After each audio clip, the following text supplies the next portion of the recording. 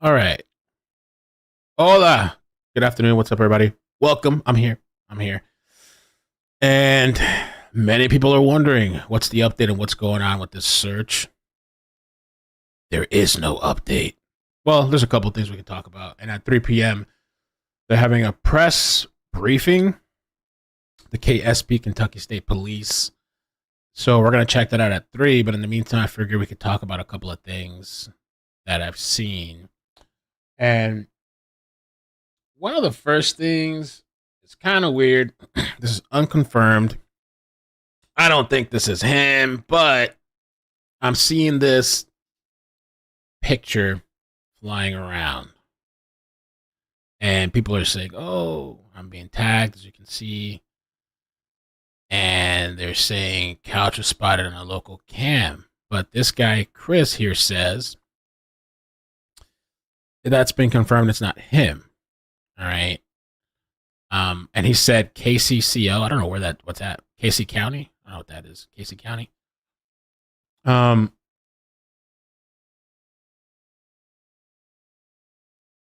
and so there was another post here. This is flying around, so I figured we'd talk about it a little bit this afternoon. Update on Laurel County, Kentucky shooter. Despite the efforts of law enforcement, a community member has spotted the suspect, Joseph Couch, on a local trail cam.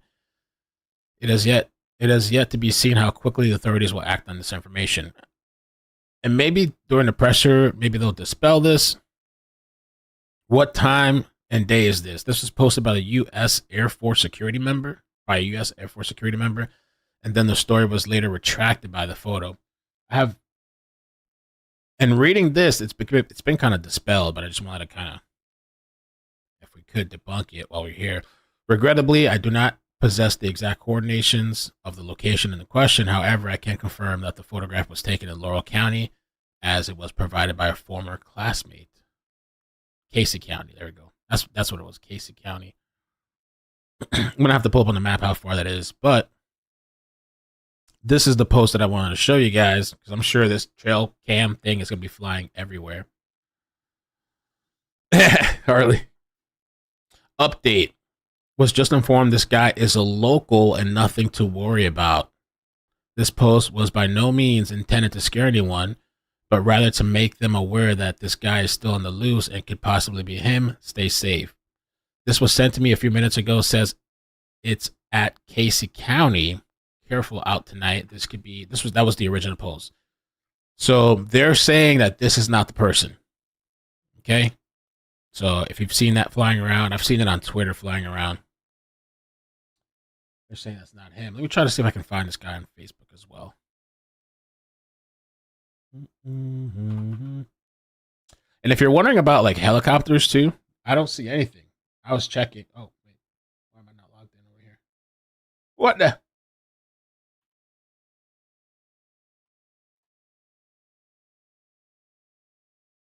Okay. There's nothing. There's no activity going on as far as helicopters.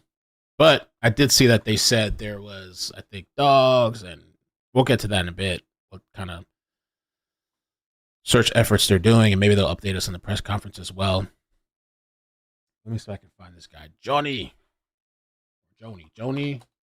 man. Here we go.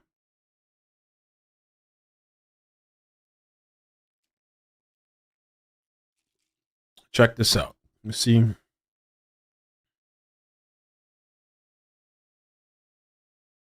Oh, that's something different, maybe. I don't know. That's in Kentucky as well. They closed down the schools.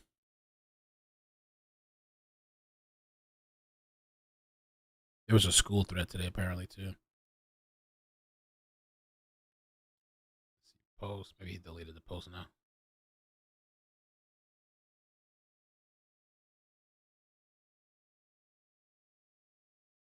Might have deleted, or I don't know where maybe he posted on a Facebook group.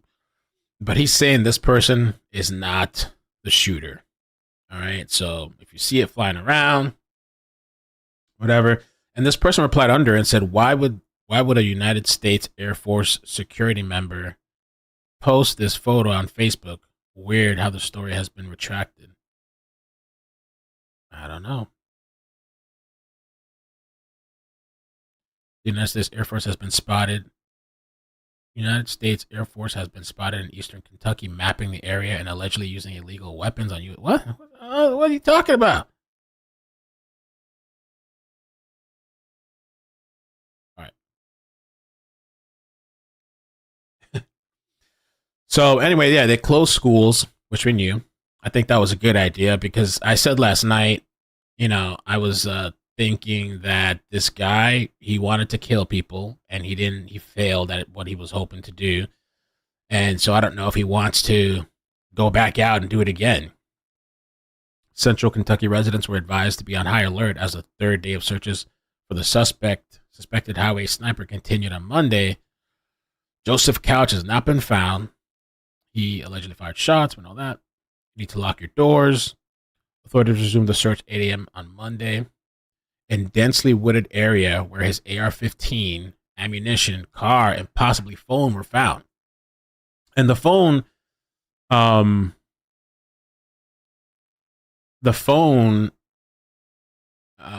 battery was removed. Somebody said, what? The press conference happening soon? The press conference, the Kentucky State Police said it's at 3. Let me show you. I can pull it up. Nola tagged me in it earlier. Kentucky State Police.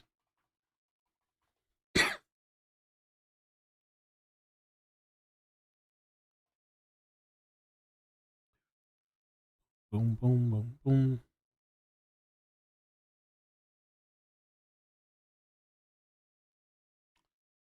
And by the way, there's reward money. It's from 10,000 to 15,000 now from 2 separate entities. So there's reward money for the shooter. And where did he post this? Here we go. 3 p.m. Eastern press conference.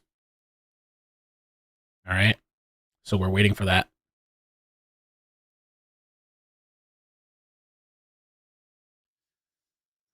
I wanted to go through this page too because they've been having some updates here. And from $10,000 to $15,000. Greene County Schools is aware of anonymous threatening school social media posts circulating communities across the state. There's a bunch of school threats apparently going on in Kentucky. While we're not aware of any valid threats to our schools, we have increased security across our campuses.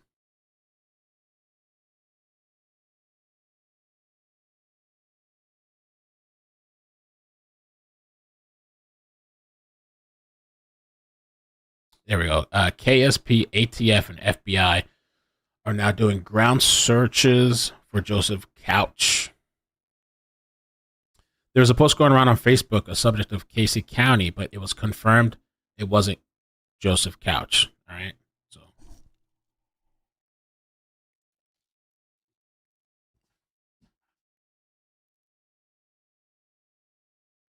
So that one is not him. Let me show you this video too from today, a couple hours ago. Kentucky police are looking for a gunman accused of randomly shooting at cars on the highway. 5 people hit in this encounter, all expected to live, fortunately. So where is this guy? The focus is on a heavily wooded area about 75 miles south of Lexington. This is the suspect, 32 years old. Joseph Couch is the name. He is considered armed and dangerous. Christian Benavides is in London, Kentucky for us with this story. Christian, good morning. Tony, good morning. Overnight, law enforcement officers took a break from the search because this terrain is so rugged. Meantime, this morning, schools here are closed and residents are on alert as the search picks up once again. Dozens of officers scoured the remote wooded area along Interstate 75 in Laurel County, Kentucky for 32-year-old Joseph Couch, who is suspected to see all those trees, the densely wooded areas. That actually looks like, I wonder if that's the tower they were talking about. I'm not sure. That looks like the little tower on the side there. have fired multiple rounds at random into traffic. Yeah, this is the intersection right here. I mean, we've seen it so much on Google Earth. Around 5:30 Saturday evening. At least 5 people were shot, including one victim who was hit in the head. All are expected to survive. Near the highway, investigators say they found an AR-15 rifle, several loaded magazines, and this silver SUV registered to Couch with a rifle case inside. We're not going to stop on this case until we do find him. Search teams are focusing their efforts on a wooded area. Mayor Randall Weedle said the terrain makes it dangerous. You're familiar with the area. Describe it for me. It's a lot of jagged rocks, cliff sides, and then there's caves. And some of these caves are very deep. So that's what I was reading too. I think I saw it on Twitter. They said there's a lot of caves out there. So this guy could be, I mean, literally anywhere, making ends meet, living off nature maybe, hiding in caves.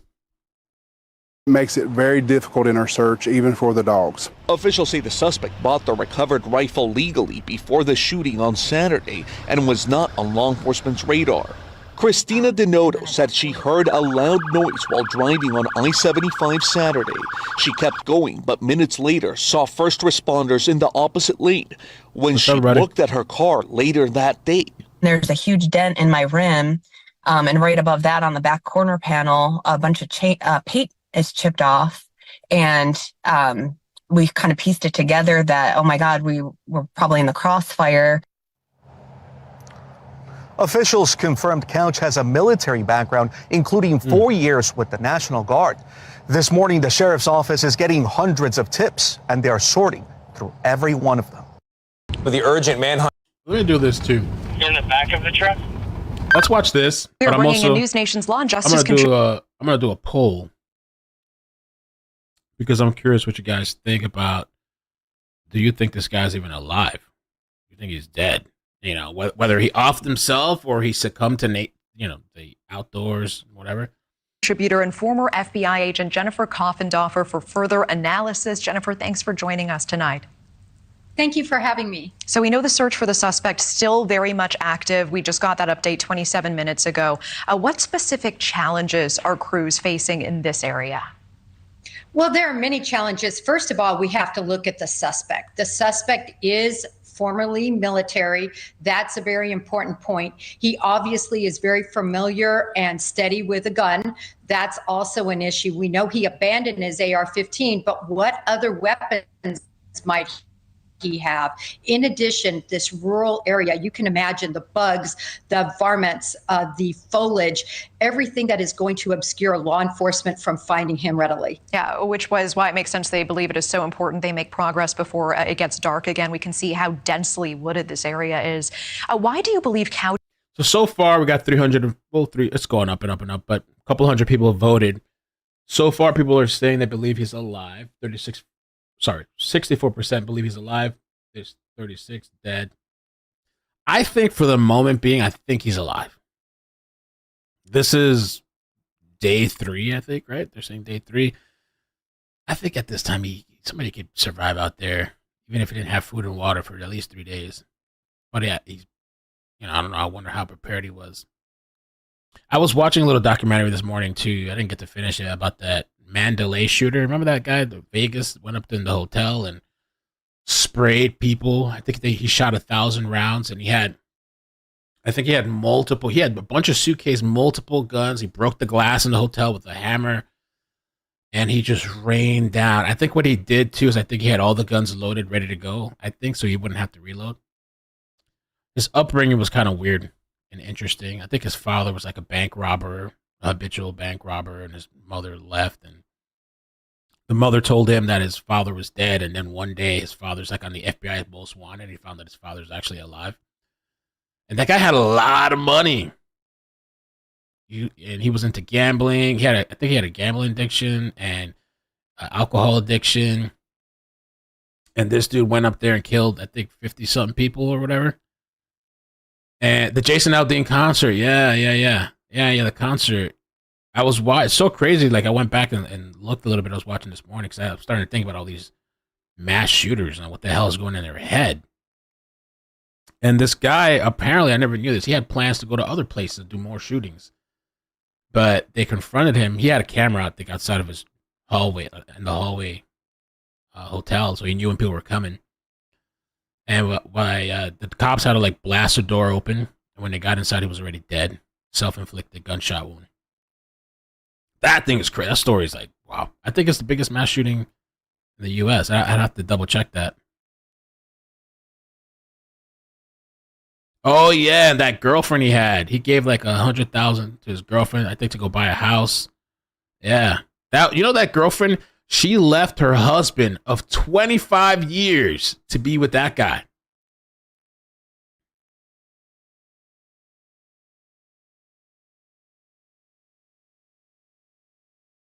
Isn't that crazy? Ouch would leave his weapons, his magazines, and his car behind. Well, that begs the question, is he the kind of shooter like the main shooter that we had that was also former military, Mr. Card, that, as you might recall, went into a wooded area and took his life? That is something that law enforcement is certainly going to have to consider. I'm sure they have both cadaver dogs and bloodhound dogs with them, in addition to their drones and their heat-seeking devices. And when you hear about really the terror of this interstate attack, because we were about to go on the air when people started calling police on Saturday saying our cars are being shot, people are being shot in the face, in the chest. What goes through your mind about the circumstances surrounding this event? Well, it's a miracle that nobody died, because when you think of that on I-75, the velocity of those vehicles being shot at, people swerving, people being hit, and the crashes that took place, it's a miracle that no one is dead, Natasha. So that is a good thing. But it is scary to think he has disappeared in those woods and has not been found yet, and it has been 24 hours. You know, the shooting may remind some of the Beltway sniper, the DC sniper from 2002. There was a series of coordinated shootings during 3 weeks throughout, the Washington metropolitan area. 7 people killed, 7 others injured in that case. And that shooter was caught, eventually sentenced to death. What are the similarities? What are the differences here? Well, there are some similarities in terms of what they chose to attack and where, right? Going for people that are driving on a highway. But it is quite different in the fact that that shooter was very concealed. He did an amazing job escaping each time and then redirecting firepower again, different times and locations. So that's why he's different. This shooter, it seems like, took just one blow and then left, and now is on foot. I wonder if he is alive. All right. Jennifer Coffendorfer, always appreciate the time. I don't know. I think he might be still alive. Buller, thank you so much for the super chat. And also, thank you for the membership last night. I missed that. I think I missed 1 or 2 super chats last night, too. I'm sorry about that. I was exhausted yesterday. Exhausted. I can look for some more info, or we can listen to the scanner. And last night with the maps, so Murky sent these pictures. Someone was detected at your front door.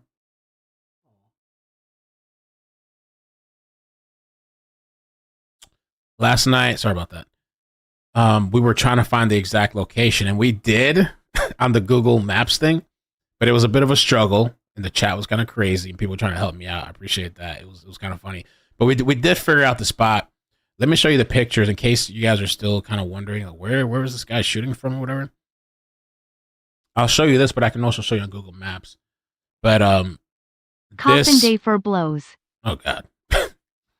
This spot here, this is getting on, or you could say exit. It's technically an exit. That was a whole conversation last night too, but it's considered an exit, okay? And so this is going towards the truck stop. Okay, and this is a 2024 image. And so because the old image of this area, this is what it used to look like back in 2009. So it was kind of like the trees weren't as grown out and stuff, And so now there's a whole bunch of vegetation. And so this guy, a little sneaky coward, walked down the hill or whatever, and he was perched up, hiding, nestled with his gun, shooting down onto both sides of traffic, northbound and southbound traffic. And then he ran, took off. So in case there was any confusion, they were telling me it's not an exit, it's an on-ramp, blah, blah, blah. This whole thing, it was kind of funny, but this is the situation. All right, dude was over here in this area hiding. Okay, and for the new people that joined, I just want to clear this up because there's a lot of confusion about this online. This is not the person. This is not the shooter. There was this trail cam, and people were like, "Oh man, this is the shooter." You know, this reminds me of Brian Laundrie, because Brian Laundrie, there was a lot of trail cams and like people. The Brian Laundrie thing was so crazy because I remember this one guy got his door kicked in. SWAT, boom, hands up, hands up, and it was the wrong person. And this person here on Facebook said it. Update: I was informed. This guy's a local. Nothing to worry about. Right, but everybody's out on the lookout, concerned, and again, I don't see any choppers, helicopters. They have the pressure coming up at 3 p.m. Eastern. Let me see what else we got. Kentucky shooter. Suspected gunman has military pass and purchased gun legally that morning. And there's no motive. I don't know if there's ever really a motive with these people. What is the motive? I don't know. I don't know if these mass shooters ever come back and say, like, I did it for this reason. Is it just attention? Let's tune in a little bit to the scanner for a second while I look up some stuff. Let's see what's going on over there. Scanner world. If you guys could hit the like button too, I'd appreciate that. It helps out. If you want to consider joining the mailing list, I send out the emails for my videos, live streams, and announcements. I'm getting off the 41 right now. Over. Go ahead. Go 363 just before that's Westgate subdivision, before Sunshine Hills. It'll be the second road on your right. House on your right. Let's check this video out too. Meantime, former U.S. Marshal and retired Deputy Chief of the El Paso Police Department, Robert Almonte, is joining us. Gino says, thank you for the 5. He bought 1,000 rounds of ammo and used little. Dropped his gun and left everything. Seems interrupted to me. Yeah, what's up with that? Was that part of the plan? Why leave? Did he freak out? Why leave the AR? And the ammo? Welcome back, sir. This is a scary situation. Already, he is accused of shooting 5 people. More could have been injured. How much does his military background, his time served in the National Guard, factor into finding him and the threat he poses? Well, the experience or background being in the National Guard actually plays a big factor in these law enforcement agencies going after him and trying to apprehend him. No doubt he has experience handling weapons, and in all probability, he probably still is armed, and he purchased a lot of ammunition. I know an AR-15 was recovered there, but there's no doubt in my mind he's going to be... 1,000 rounds of ammo and used little? Dropped his gun and left everything. Seems interrupted to me. Armed, and he's extremely dangerous. So he's got he's trained by the military as far as weapons, as far as tracking, as far as hiding, camouflaging, things of that nature.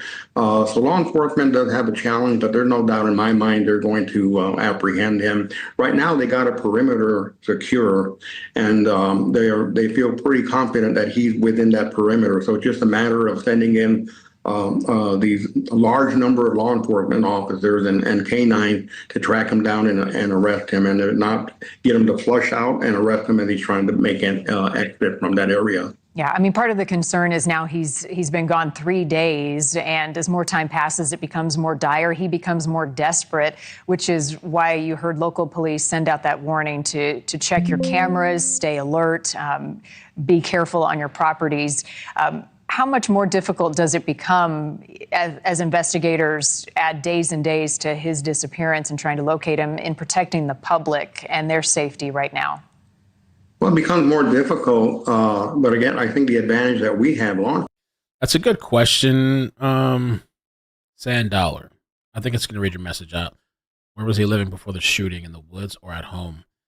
He, I believe, was living at home. I have a couple of addresses pulled up, but I don't know which one is his. If anybody knows his address, email it to me. Don't post it in the chat, I guess. I don't know if it matters, but no, just email it to me if you can, akinmail@gmail.com. I have an address for Woodbine. I know they say he's from Woodbine. I also have an address from Corbin, but Woodbine is not too far. Let me see. Woodbine is not that far from the shooting. I really want to know what kind of experience did he have. Like, does he? Because I think, and somebody said this in the chat yesterday, people assume that, like, oh, because the person was in the military, they have like outdoor survival skills. They might have some like basic stuff, but maybe not like Bear Grylls. You know, if anybody's ever watched that. So I'm kind of curious, and they asked that during the press conference, but they didn't want to say. Where was he living before the shooting? In the woods or a home? I think it's Woodbine. Okay. So I'm gonna let this video play, but I'm gonna try to pull up the locations and see how far we can get a visual. Enforcement have is they have them in a perimeter. They have them contained within a perimeter. So that's good news as far as the public safety. However, with each day that goes on, this guy becomes more and more desperate. That's in the way it is right now. That's actually a bigger concern for law enforcement, where he may try to kill law enforcement officers and then maybe eventually taking his own life. How important are his social media, his digital footprint, and any evidence there, and also communicating with his family if he's in touch with anybody he knows in this process? Well, it's extremely important, and you know, as soon as they identified him as a suspect, law enforcement jumped on his social media activity, finding out what he's doing. They reached out to his family, to his associates, to his contacts. They're trying to learn more, or they actually have learned a lot about this guy by going through his social media activity. So, if this is his home in Woodbine, it's not far at all. It's driving. It's 35 minutes. Could be about 35 minutes. So it's not far at all. It's south of London, and it's south of Corbin. Let me see here. Yeah.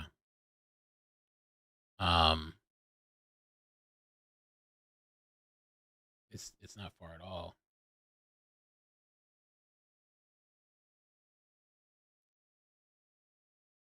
So, but I don't know if his experience in the woods, because Karen says, playing devil's advocate, what if someone met him where he left the car and he got out of the air? Yo, that would be wild, Karen. That could have been part of it too. He knew he couldn't take that vehicle and drive off. That would be crazy if he had assistance or help and somebody was just there waiting for him and they drove off. You know, there was this guy that, I mean, I won't go through all the details, but he basically killed his family, right? There was this dude was building a bunker. Builds bunker. Let me see if I can show you real quick. I talked about this before. I don't believe that this guy is to that extent that he has a bunker, you know, but this guy's name is Peter Keller. And the whole time this dude was plotting to kill his family. And so he went to the house one day after the bunker was built. The chilling video diary shows Peter Keller calmly plotting to kill his wife, Lynette, and 18-year-old daughter. This dude was doing video blogs. He wasn't posting it, but he had a whole bunch of tapes about him building the bunker, and he was dealing with depression, but I forgot what it's called. A major depressive disorder or something like that. Kayleen, and to live in a bunker in the woods in Washington State. This dude had like a little mini stove. He had like a whole smoke system thing and air ventilation, and it's actually more comfortable for me to think about living out here, robbing banks, pharmacies, just taking what I want for as long as I can. At least it'll be exciting. It won't be boring. And I don't have to worry about Lynette or Kayleen. That's his daughter and his wife he's talking about. And everything will be taken care of. It'll just be me. Police say after murdering his family, Keller set his home on fire and left it booby-trapped. But a pipe bomb failed to go off, and the fire was quickly put out. Among the items investigators found at the home. From what the documentary I saw, he had like these containers of gas. He put one on the stove and a couple of them throughout the house. It didn't go off or explode how he wanted it to. The place was burning. But anyway, he had killed his family. He put a bullet in his wife and daughter, and even in the dog. Killed the dog too. Home, this video. I used to sit here and think, you know, this whole thing is just crazy at times, and then I'd think about it, and it would make sense, and it's like, okay, this is what I got to do. The King County Sheriff says Keller made the video during a series of day trips to the woods. Authorities say he planned the killings for a long time and built a bunker in the woods stocked with foods, ammunition, and supplies. Question now, why? He leaves behind only this hint. I'm getting to the point where just trying to live and pay bills and live as a civilian and go to work. It just freaks me out. Keller had a backup plan if he was ever tracked down. I may get caught right away. Basically, if I get caught, I'm just going to shoot myself. So, and that's literally what he did. There was a video where he was like, I hope that I'm like on the run for like 10 years. Like, I hope my plan is to like make it 10 years. I think they caught him like in 6 days. I mean, I could basically be dead in 2 weeks or 3 weeks. I don't know. It's all up to chance at this point. I do have my escape, and that's death. I can always shoot myself, and I'm okay with that. Photographs and construction drawings of the bunker site helped authorities find Keller's hideout. He killed himself. He literally left these videos. He left it at the house. He thought it was going to burn. And so the investigators came and they found these videos and they found his like construction stuff. They didn't exactly know. They couldn't pinpoint too much where it was, but they had an idea. And this guy was in the bunker, and I guess he was cooking stuff or whatever. And you can see the smoke coming from the chimney. You can see it way off in the distance, smoke coming up, and that's kind of how they tracked them. Sheriff deputies were closing in. Lisa Sylvester, CNN, Washington. I mean, so anything's possible. I don't think the shooter built a bunker, but people do crazy ish. He had a bunch of supplies, took his time building it up. Wisconsin fugitive survives 3 years in makeshift bunker. I wonder if I've seen this one. I've seen this one too. This is a strange one. How far would you go to escape prison? Well, for a man in Portage County charged with first-degree child sexual assault, child incest, possession of child pornography, and also in other charges, he found a place in a place called Ringgold, Wisconsin, and he spent almost 3.5 years there in solitude in a bunker that he carved himself. Our sister station in Wausau shows us how a wanted man spent 3 years of his life. They know it, huh? The bunker is about 20 feet straight ahead, but you can't see it. Looks like he carved it right into the hillside and then covered it with logs.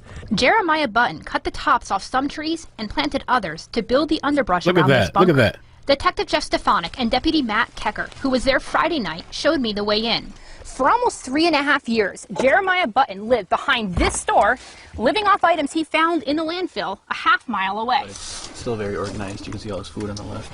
There's the faint crackle of a radio inside. A fitting soundtrack to the oddity of finding a bunker near the Ice Age Trail in Ringgold, outfitted with everything from electricity to a water filter system. He's got lights wired through water system too, water filtration system. Some people do this kind of stuff. I've seen a couple of stories of people just criminals on the run. This guy had CP. He had CP charges, I guess. Out the cabin. He's got fans that would circulate air. Enough space that he was able to survive the winters, obviously, and keep himself warm. And it is stocked full of all of the items that he was able to pilfer from the Marathon County landfill. Everything from bug spray to laptops and iPads, which he powered in a couple ways. From those 3 car batteries, he has wires running to LED lights and radios and cooling fans, all sorts of electronic equipment. This bike powered a makeshift generator, but if you come on out to the roof, you'll have to duck and be careful. It's very tight walking up the side here. These solar panels powered his car batteries on sunny days, and he even got the news through this makeshift TV antenna. Something one wouldn't really expect when you find a structure like this in the woods. To understand why Jeremiah Button was here, rewind to 2014, when he was charged with multiple sex crimes against children. Stefanik says his parents paid his $25,000 bail, which is when he started building this bunker. He said the initial build took him from the time he got out to the time that he disappeared. He vanished 2 weeks before the jury trial. He was not only surviving, but thriving. Until Friday, August 9th, when a hunter, Thomas Nelson, walked into his bunker. I push the door open. Oh my God. And I look inside and I can see canned foods. There are little storage boxes. And I'm like, I gotta go in. Nelson had seen Button in trips to the woods before. There's no way you could have seen this if you didn't know there was something there. And he had come back Friday to find out what was going on. And then I come around the corner a little bit, and there he is, laying in his bed. I mean, I was shaking when I went in. I was shaking when I went out. He called police and showed them the way in, and Deputy Kecker tells us what happened from there. And we actually came to the roof of the structure you see here and called the suspect out to us. There is a 20-minute standoff, after which Kecker says Button seemed almost glad to turn himself in. Told us that he was wanted through Portage County for numerous warrants. I bet that's a long time to live without human contact. That's a move. And there was this other story that, oh man, there was this other story that Cheeks just sent me to, about this person. I think this is the person here, Joseph Fritzl. Let me see if this is the one here. Okay, I guess this is the one. This is kind of crazy, but I know we're kind of getting a little sidetracked, but we got to wait till 3 anyway. And I'll play the scanner audio after this one, but just to talk about like these little underground. This is a little bit different, but Joseph Fritzl kept his daughter locked in her cellar for 24 years. It's so graphic too, but began in 2008 when his daughter reappeared after 24 years after she went missing. She had spent those years locked in a cellar below the Fritzl family home in the city of somewhere in Austria. He kept his daughter Elizabeth locked in her cellar from when she was 18 until she reached the age of 42, trapped underground and enslaved and arred a bunch of times by her own father, and gave birth to 7 of his children. Cheeks, you gotta prepare me for this shit. Oh my god. Okay. Oh, this is like a little intense right now. 3 of their children were kept in captivity with their mother. Okay. 1 died days after birth, and 3 were taken upstairs to be raised in the house. Fritzl incinerated the body of the baby who died and was later charged with negligent homicide for failing to get medical help for the infant. He beat her, and I'm not even gonna, Lord Almighty. He punished her and the children by switching off power for days at a time. Oh, this is the house right here. That should look like a bunker or like a cell block, like a prison. He also told his captives they would be electrocuted if they tried to get through the cellar door. This is the house where he lived at. Fritzl started building the cellar stretching below the house. So he built the little thing under the house and garden years before he took Elizabeth into captivity. He asked for his 18-year-old daughter's help to hang the final door, then held ether-soaked cloth to her mouth and locked her in the cellar. So she helped him. She didn't know what she was doing, I guess. Helped him put the door there, and then he put this cloth on her and then locked her in the cellar. Elizabeth had run away before, and while her mother filed a missing person report, her mother, Fritzl's story that she had run away to join a cult was easily believed. He forced his daughter to write letters supporting the story. While all 3 of the children were kept in the cellar, 3 others appeared near the house with notes purportedly from Elizabeth saying that she could not care for them. They were raised by Fritzl and his wife. Howes Fritzl found out in 2008 his 19-year-old daughter became critically ill. After Fritzl took her to the hospital, police issued an appeal for Elizabeth to come forward. In the week following, Fritzl released Elizabeth from the cellar, and the police were alerted to her reappearance. They questioned her, now 42 years old. She revealed that she had been held captive for more than 2 decades. Wow. That's insane. I never heard of that story. All right. All right, let's listen to the scanner for a little bit. We got 20 minutes till the press conference. I'll see if I find other videos too.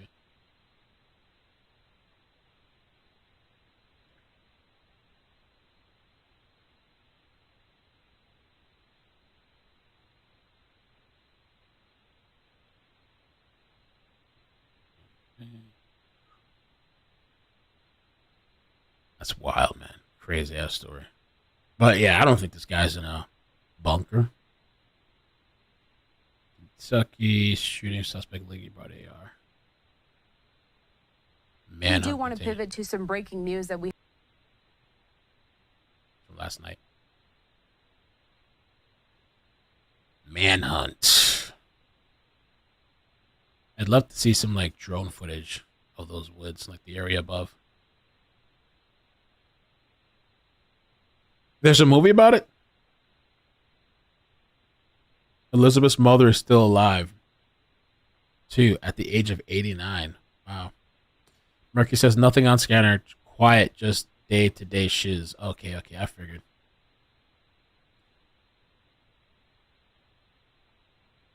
Let me see if oh,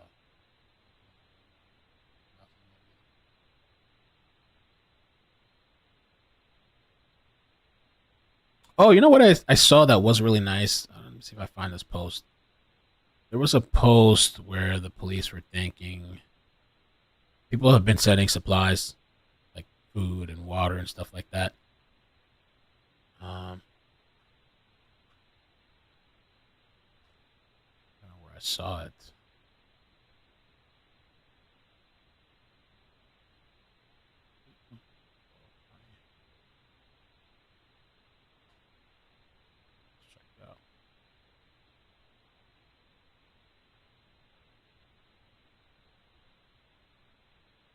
This was the guy's car, by the way. I'm sure people probably saw it already, but several pictures.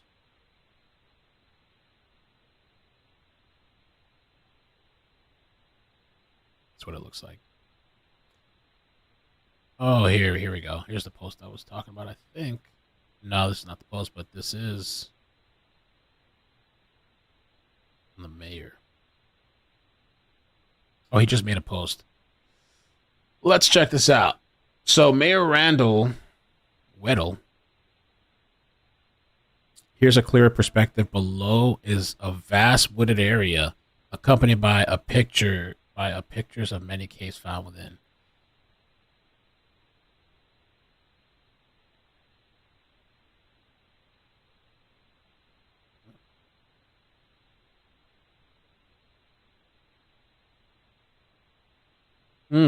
And somebody here said, I believe he's dead. You can't use flare on a dead body. No heat signature. Oh, God. Sorry.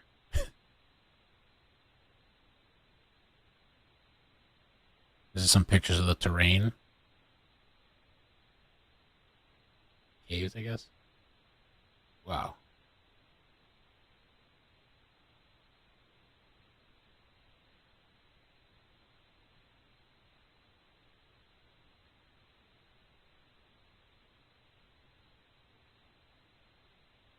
It's interesting to see. I've been wanting to see like pictures and video what the place looks like.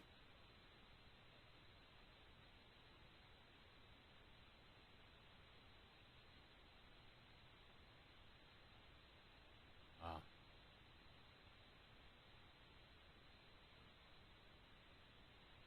I wonder if they found anything yet, because there was rumors yesterday that there was like the stash that was found. But I don't know if it belonged to the shooter. Something about jerky and something else.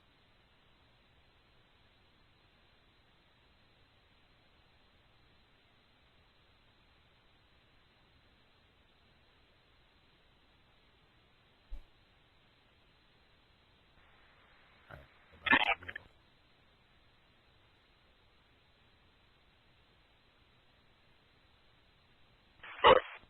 think it was the south page.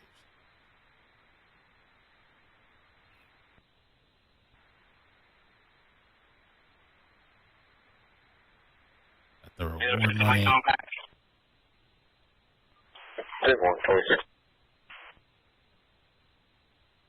1109.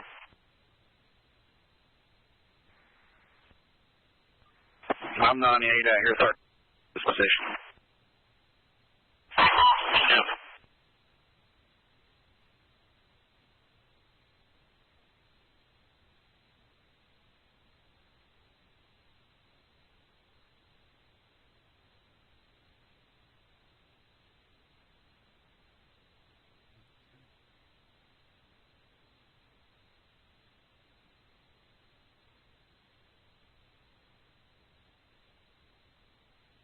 So they're here talking about this photo again.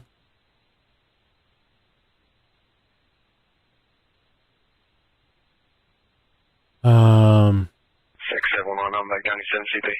Be sure to read the full post. Wow, totally unconfirmed report 10-4. by a former FBI agent. This photo was taken in Casey County, Kentucky. Manhunt is in Laurel County. Okay, so listen. See how it grabbed your attention? Most people see it and quickly share it without reading the whole thing. This image has been circling around Kentucky now, all over the world, by people trying to get ratings, likes, and shares, and whatever else. Yes, this photo was shared for a few minutes by an original person, but it was cleared up to be a local person and no threat. So everyone's sharing tons of social media, including this person pretending to be an FBI agent. See in their username, so don't believe right there. So far, he's talking verbal only. That's what I'm saying to you. Oh, God, no!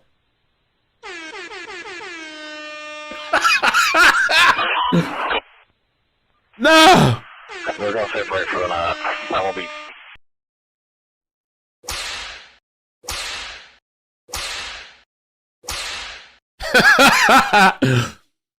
And we started the stream with this picture and we debunked it. You know, that was the first thing I did this stream. I just want to let everybody know it was cleared up. It's a local. And I just saw this, but I wasn't expecting this. I didn't know this. I was just scrolling and I saw this now. Oh my God.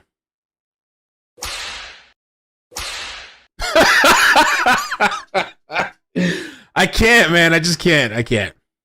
All right.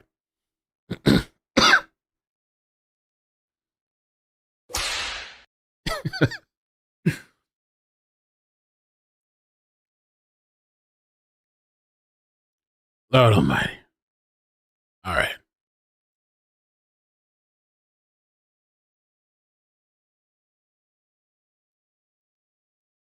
All right. All right. All right. Read the full post.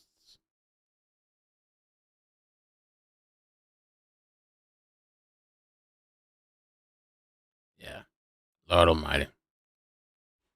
There was a 16-year-old facing terroristic threatening charge after the alleged school threat, authorities say.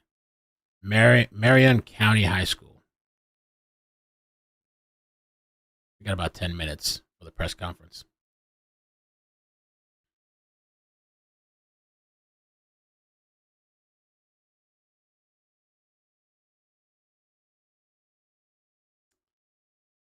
Amazing.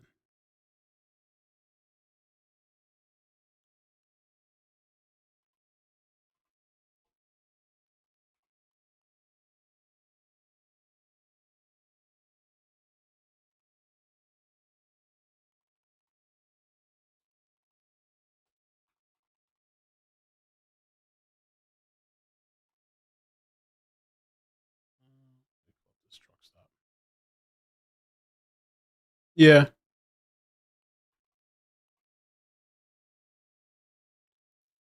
$49er truck stop.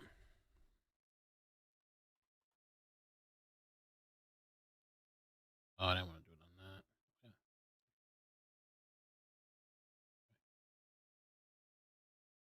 That's not it. In Kentucky.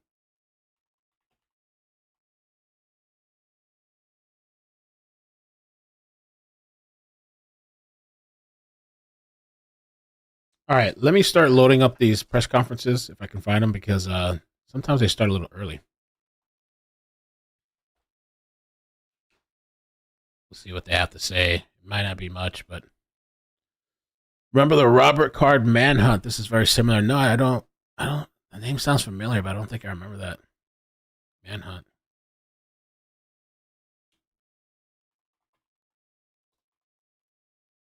Load up these pages right now.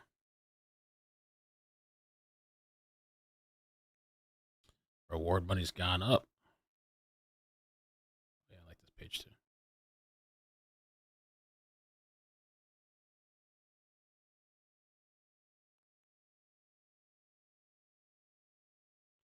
Alleged Kentucky shooter Joseph Couch is charged with attempted murder and assault. Court records reveal threatening texts just before shooting motorists. What? Let's see that.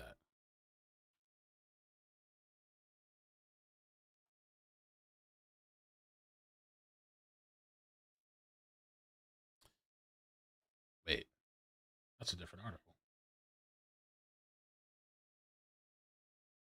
Did I just get clickbaited by the media?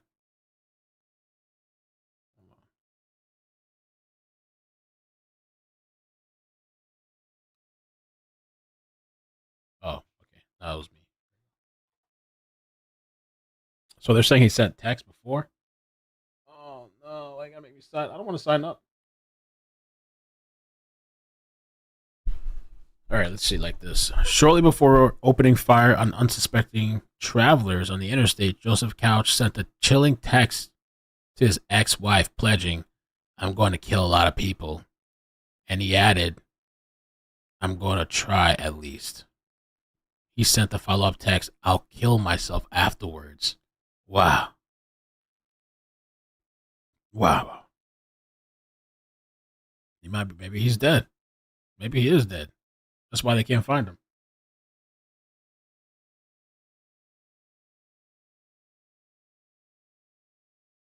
Wow. That's the first I heard of that.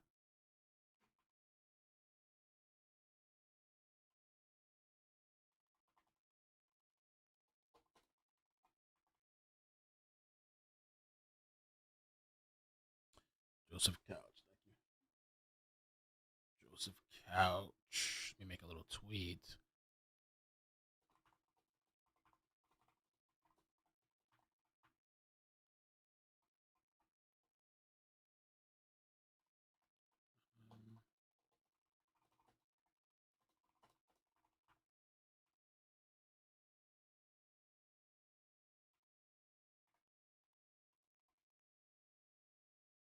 Oh, wow.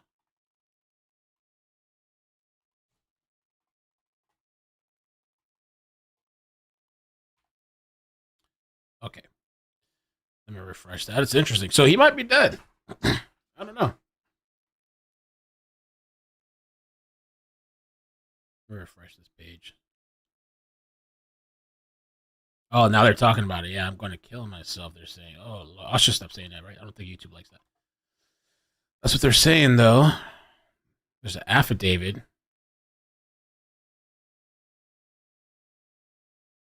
Law enforcement officials later interviewed the woman around 1:30 p.m. 1:30 on Sunday. The woman provided officers with a text that he's going to off himself and he's going to kill a lot of people. At least try, and then he's going to off himself afterwards. Maybe he went to a spot and offed himself.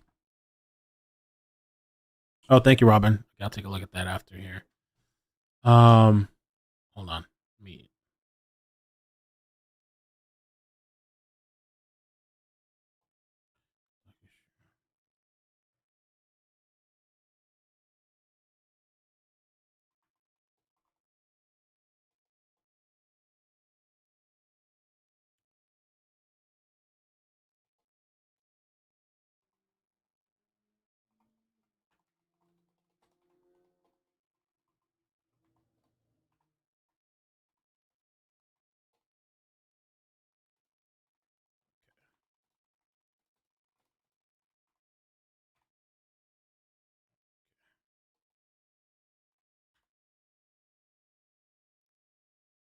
Pressure, where you at? That's the thing. That person made a good point, though. Like, and I think I've kind of talked about this the other day. Like, if he offed himself, those heat, thermal sensing, infrared things wouldn't detect anything. If it's just a lifeless body out there in the woods somewhere. And in his head, he'd think he killed a bunch of people, and he didn't. He certainly didn't.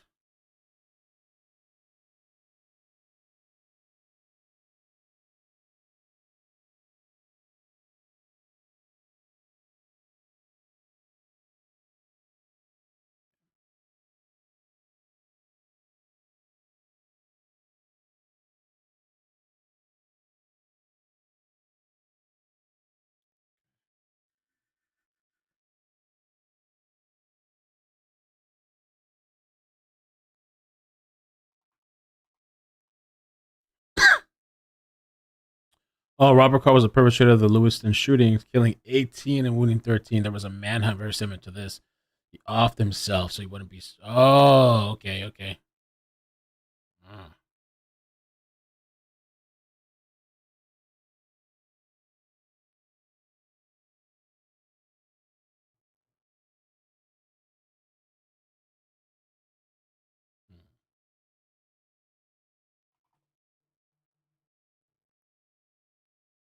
Couch.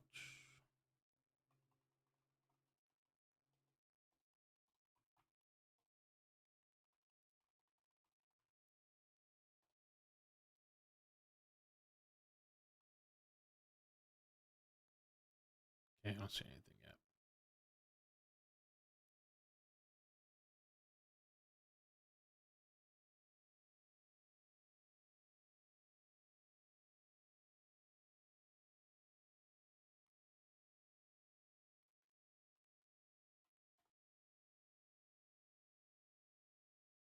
I hope you guys got a troll in the chat.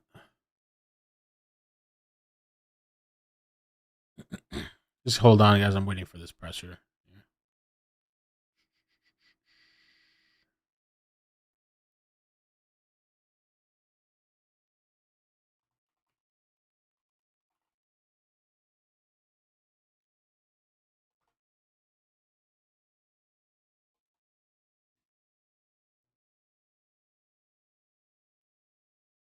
This page out.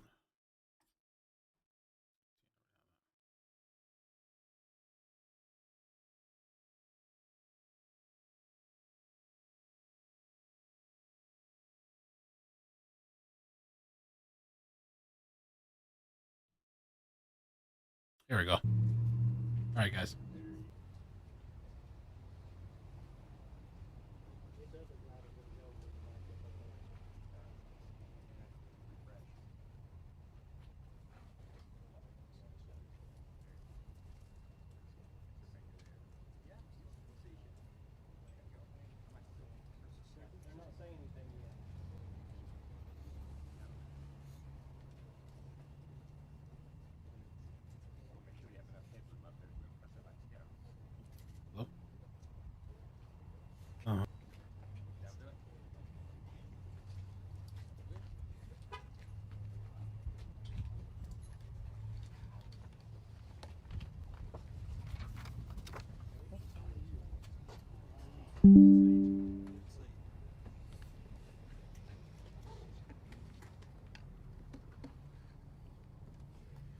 Can everybody hear me? All right, I'm Master Trooper Scotty Pennington. I'm the Public Affairs Officer here at the London State Police Post. I want to thank you all for coming out today. This is a tragedy that has happened in the edge of Laurel County and Rockcastle County, and hopefully we can get some resolution to this quickly and in a timely manner. I know the citizens of our community in both Rockcastle and Laurel counties are stressed to the max, and law enforcement is working tirelessly to bring this to a calm and an ease for them. So I'm just going to give you some minor details of what's going on that we've been doing since late last night, and a little bit into trying to locate the subject. This is going on 48 hours. 48 hours. It happened around the 49-mile marker on I-75. The search for Joseph Couch of Woodbine remains. We would like to thank our partners with the FBI, the ATF, local law enforcement, Fish and Wildlife, the Forestry Service, and London City Police and the Laurel County Sheriff's Department. That is very mute to the people that are involved with this. We have Rockcastle County Sheriff's Office. We have other police department agencies that have came and volunteered their time and their expertise to help with this. Jackson County Sheriff's Office. So it's just not the Kentucky State Police. It's just not the Sheriff's Office, our federal partners. There are so many people, and it's you all. You as being the news people that is reaching out, and I apologize to you all. I can't answer every call, every email. That's why we've done this at one location at one time. Just the amount of calls and emails that I've got, there's no way I can answer. So I apologize to you all, but thank you all for getting out as much information as you can, and correct information. This manhunt has become a methodical effort, similar like a hide and seek. We're focused on protecting the residents and their homes and the businesses during this critical time. Our goal is to apply steady pressure and wearing Mr. Couch down. The longer he is in the woods, last night it got pretty chilly, and today it's got kind of humid and hot. Hopefully he has no water and nothing to eat, and just time that we will wear him down and putting pressure on him with constant, steady our helicopters flying over, drones flying over, dogs, SRT in the woods looking, cars running up down the interstate, just things like that is putting pressure on him, and hopefully he'll eventually just walk out of the woods and give himself up. That's what we hope will happen in this scenario. We've utilized all kinds of technology in searching. Like I said, we use helicopters, we've used drones, special response teams, not just from the Kentucky State Police.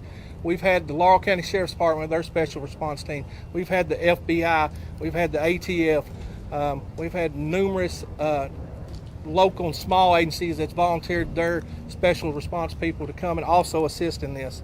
And clearly, if we continue to work together, hopefully we'll come out with a good resolution in this. This is a constant communication effort. So people, ask, why aren't we just going in there? If you've followed my Facebook in the last hour or so, we have gave you a photograph of the area. It's not like going over to this business and looking for somebody in there. It's not like going to a football field and trying to find somebody behind the bleachers. We are in the Daniel Boone National Forest, and this is thousands and thousands of acres. And I stated last night, it's kind of like a jungle. Well, it is like a jungle. And we have cliff beds, we have sinkholes, we have caves, we have culverts that go under the interstate, we have creeks and rivers, and the dense brush.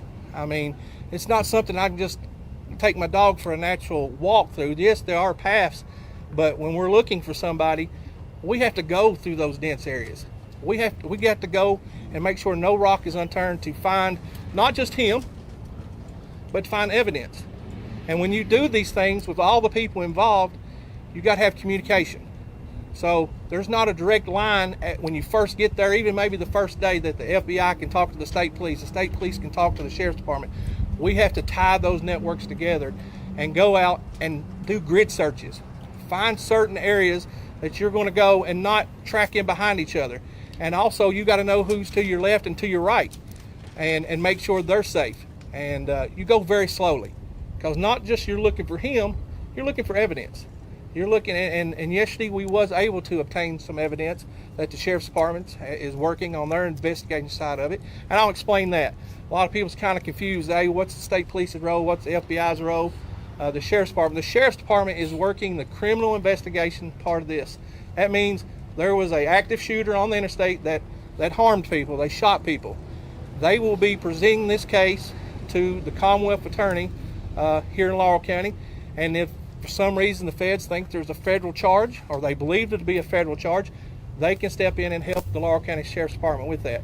The Kentucky State Police, along with the FBI, the Sheriff's Department, we are asked to step in to help with the apprehension and manhunt of Mr. Couch. That means we're boots on the ground right now. They initially got the complaint, and they have worked tirelessly out there, but they got to have a break. They got to be able to go investigate. They got to be able to go get search warrants. They got to be able to go home and see their family and get a night of rest so they think straightly. And that's why we utilize the Kentucky State Police. We have 16 posts, I said last night. We have resources, and we have a Kentucky State Commissioner that is amazing. He is going to get us the resources here in Laurel County to continue to look for Mr. Couch tirelessly. And sometimes these investigations, we hope that he's still in that area. We hope that we've got him contained. But we all know they don't always end that way. So we're going to continue. If our search gets broader, it gets wider, it leads to more miles, we're going to go every day and try to find him. We've got him entered in NCIC. That means if he's not in this area and he's walking down the road and some deputy in Madison County or Whitley County or even in Tennessee gets out with him and sees some guy that's just wore down and fits the description, hopefully they'll use caution. We've sent all the intelligence out to them other agencies, so when they do see him, they can say this guy fits the description. They can use caution, they can run him, and maybe that's how we find him. We hope he's still there, but he might not be. But we're going to take all the leads. We want the citizens to call in on everything. If you see something that look strange in your area where you live out. If you come home and your doors don't seem like that's how you left it, back out and call somebody. If you're at home, don't be alone. Always have your cell phone, have a phone accessible to you. Check on your neighbors. Check on your elderly neighbors. Make sure that you've heard from them. Be a good neighbor and just check on them. Call them, say, I was just checking on you. Make sure everything's okay. Because in the Rockcastle area where we do have residents, there's a lot of homemade, like where people live there that come in from areas to camp. So maybe they don't have phones in those little buildings or shack or campers. So if people of Rockcastle that know these people, reach out and talk to them. Just say, hey, just checking on you. Didn't want to get in your business. Just want to check on you. If you hear your dogs, barking late at night, call. Check your phones if you have that technology to see if somebody's on a deer camera or your cameras, your Ring cameras. Before you go home, just scroll through it. Make sure if you see something that kind of looks weird, somebody walk through your yard, it could be nothing, but it could be something. And it could give us a lead to just drive down there and like I said, he could turn himself in, or it could get worse, and hopefully it doesn't. But dealing with communication, like I said earlier, everybody on the ground is communicating, has got to be able to talk to the helicopters. Helicopters got to be able to see them and put eyes on them, because if you helicopter sees them but he can't tell the person on the ground what he's looking for, it's kind of useless. And then we have to relay that stuff back to our command post, which relays it to post, and it kind of goes in every direction. We get people heading that way. So communication is big. It's big, and it's got to be the right communication, and that's why these things take so long. Our priority is the safety of everyone involved. We are committed to make sure that there is no harm to anybody in the community, and also to our first responders on the ground. Our job is to make sure every one of our people that's in a uniform goes home to their family.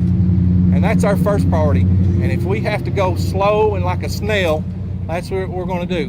Because we do not want anybody in our line of work or anybody in this community to be harmed. Like I said earlier, Mr. Couch is entered in NCIC. We encourage any tips to come. Please call us. Please call us. I guess I will leave.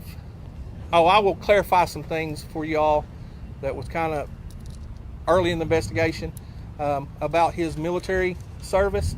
He was in the military, but it was not the Army National Guard. It was the Army Reserves. So he's been discharged with an honorable discharge. So I wanted to clarify that.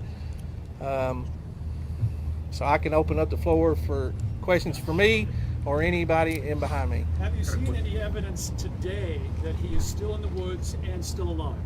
So we still have people, I'm gonna look this way, sir, I'm sorry. We still have people in the area, and we will remain in the area until we can't find him. This is very slow, and you gotta look, the temperature has got up a little bit today. So our people are constantly, they're searching areas, they're searching grids, ATVs, four-wheelers, and you got to think it's hunting season. People still out there hunting. So we encourage people in the community, if you're going to be hunting, please don't be out at Cromer's Ridge and Livingston area. Please stay away from that area for a couple of days until we come to resolve.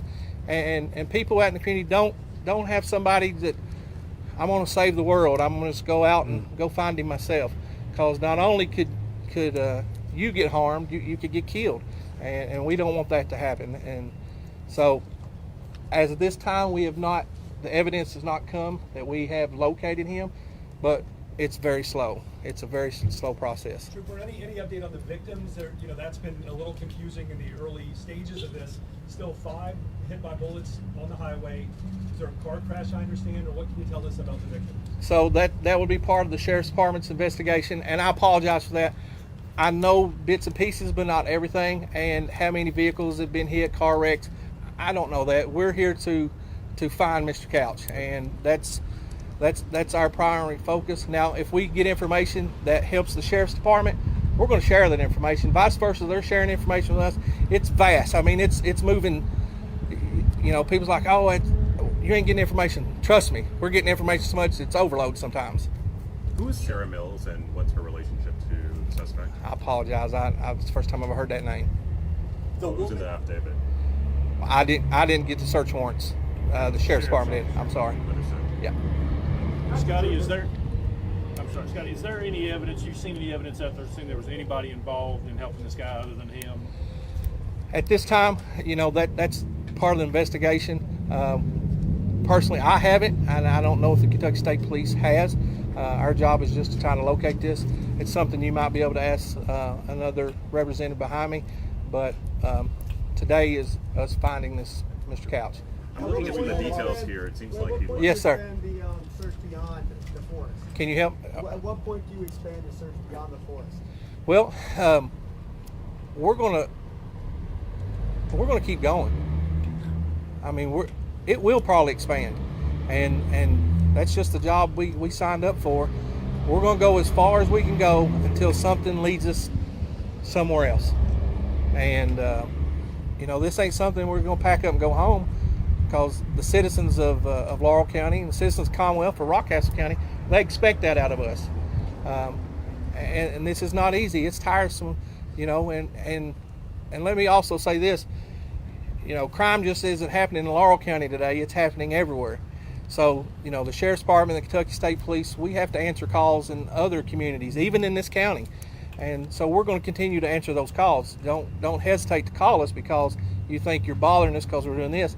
That's why we got resources that, you know, surrounding places like Harlan, Hazard, Madison, Columbia. We're going to continue to answer those calls. Trooper, many schools are closed today. Are you in communication with the districts about what happened next? We are, and that's a great question. You know, schools, that would probably be a question for their leadership, but they're going to contact us and the Sheriff's Department and ask us our opinions. And their first priority is the safety of their children and their staff and their employees. And whatever they decide, we'll back them 100%. Our job is to find this guy and bring this to an end, and so they can get back to going to school, playing sports, and just being at calm and ease. Are you advising them to stay closed, Scotty? Sir? Do you know if you're advising them to stay closed? At this time, it's up to the superintendents. You know, every school district. When it snows, you know, one school right down the road might not close, but another one might. So I can't tell them what they need to do. They'll make their own judgments. They will contact us and ask us our opinions, and we appreciate those opinions. But you know, they have to do what they think is safe for their community, their kids, and their employees. Scott, you mentioned that you don't know. Is there anything new that y'all are trying today? Listen, we love technology, and we love people coming in to help, and there's numerous resources. These gentlemen behind me with the ATF and the FBI, and you know, they might be a training out there that maybe some of us don't even know about the technology. We have people that are professionals in computer software who give us the terrain. You know, I gave you photos of it, and you look and you're like, oh, that's just the woods. Until you get out there, there's more to it than just the woods. Sinkholes, caves. You know, there's animals out there. There's snakes. There's all kinds of stuff. So you got to use caution, and usually that technology that they're giving us is helped out. Especially if we have, like late last night, we took troopers in. I think around 25 troopers went in and done a grid search. You know, it was starting to get dark, and you got to protect those troopers. You can't have them, just because you got a flashlight doesn't mean you can see everything around you. So you got to protect those troopers and tell them the areas that they're going. You mentioned that you're not aware of. Yes, sir. WJTE Radio, and I first want to say I appreciate the job you guys are doing and Thank you. to do. How long was? Do we have a timeline of how long he was up there shooting the cars before what? And do we know what spooked him and caused him to duck and run? At this time, I do not know that. I apologize. That's a great question, but I do not know that answer at this time. Have you searched his residence? Do what, sir? Have you searched his residence? That is a part of the criminal investigation, but that's pretty common. We've not left no stone unturned, and that's probably a stone that we have looked into. And you have on the ground training. Yes, sir. You know, I mean, I hate to sound like a movie, but does this guy have some sort of survival training, or is he? That's what I've been wondering. You know, he's been in the military. Just because you're in the military don't mean you're, you know, a professional. Right. That's what I said. Survivalist. Talking about maybe wearing him down, you know, that's what it don't matter if you are a survivalist. If you're out there without water and food, how long can you really survive? And we hope he just walks out, gives up. And we didn't talk about this last night. There is people that are hurt. There is people that are injured. But at this time, nobody has died. And let's not make this, if he does have social media, if he does have a family out there that cares for him, turn yourself in. Don't make this worse than what it is.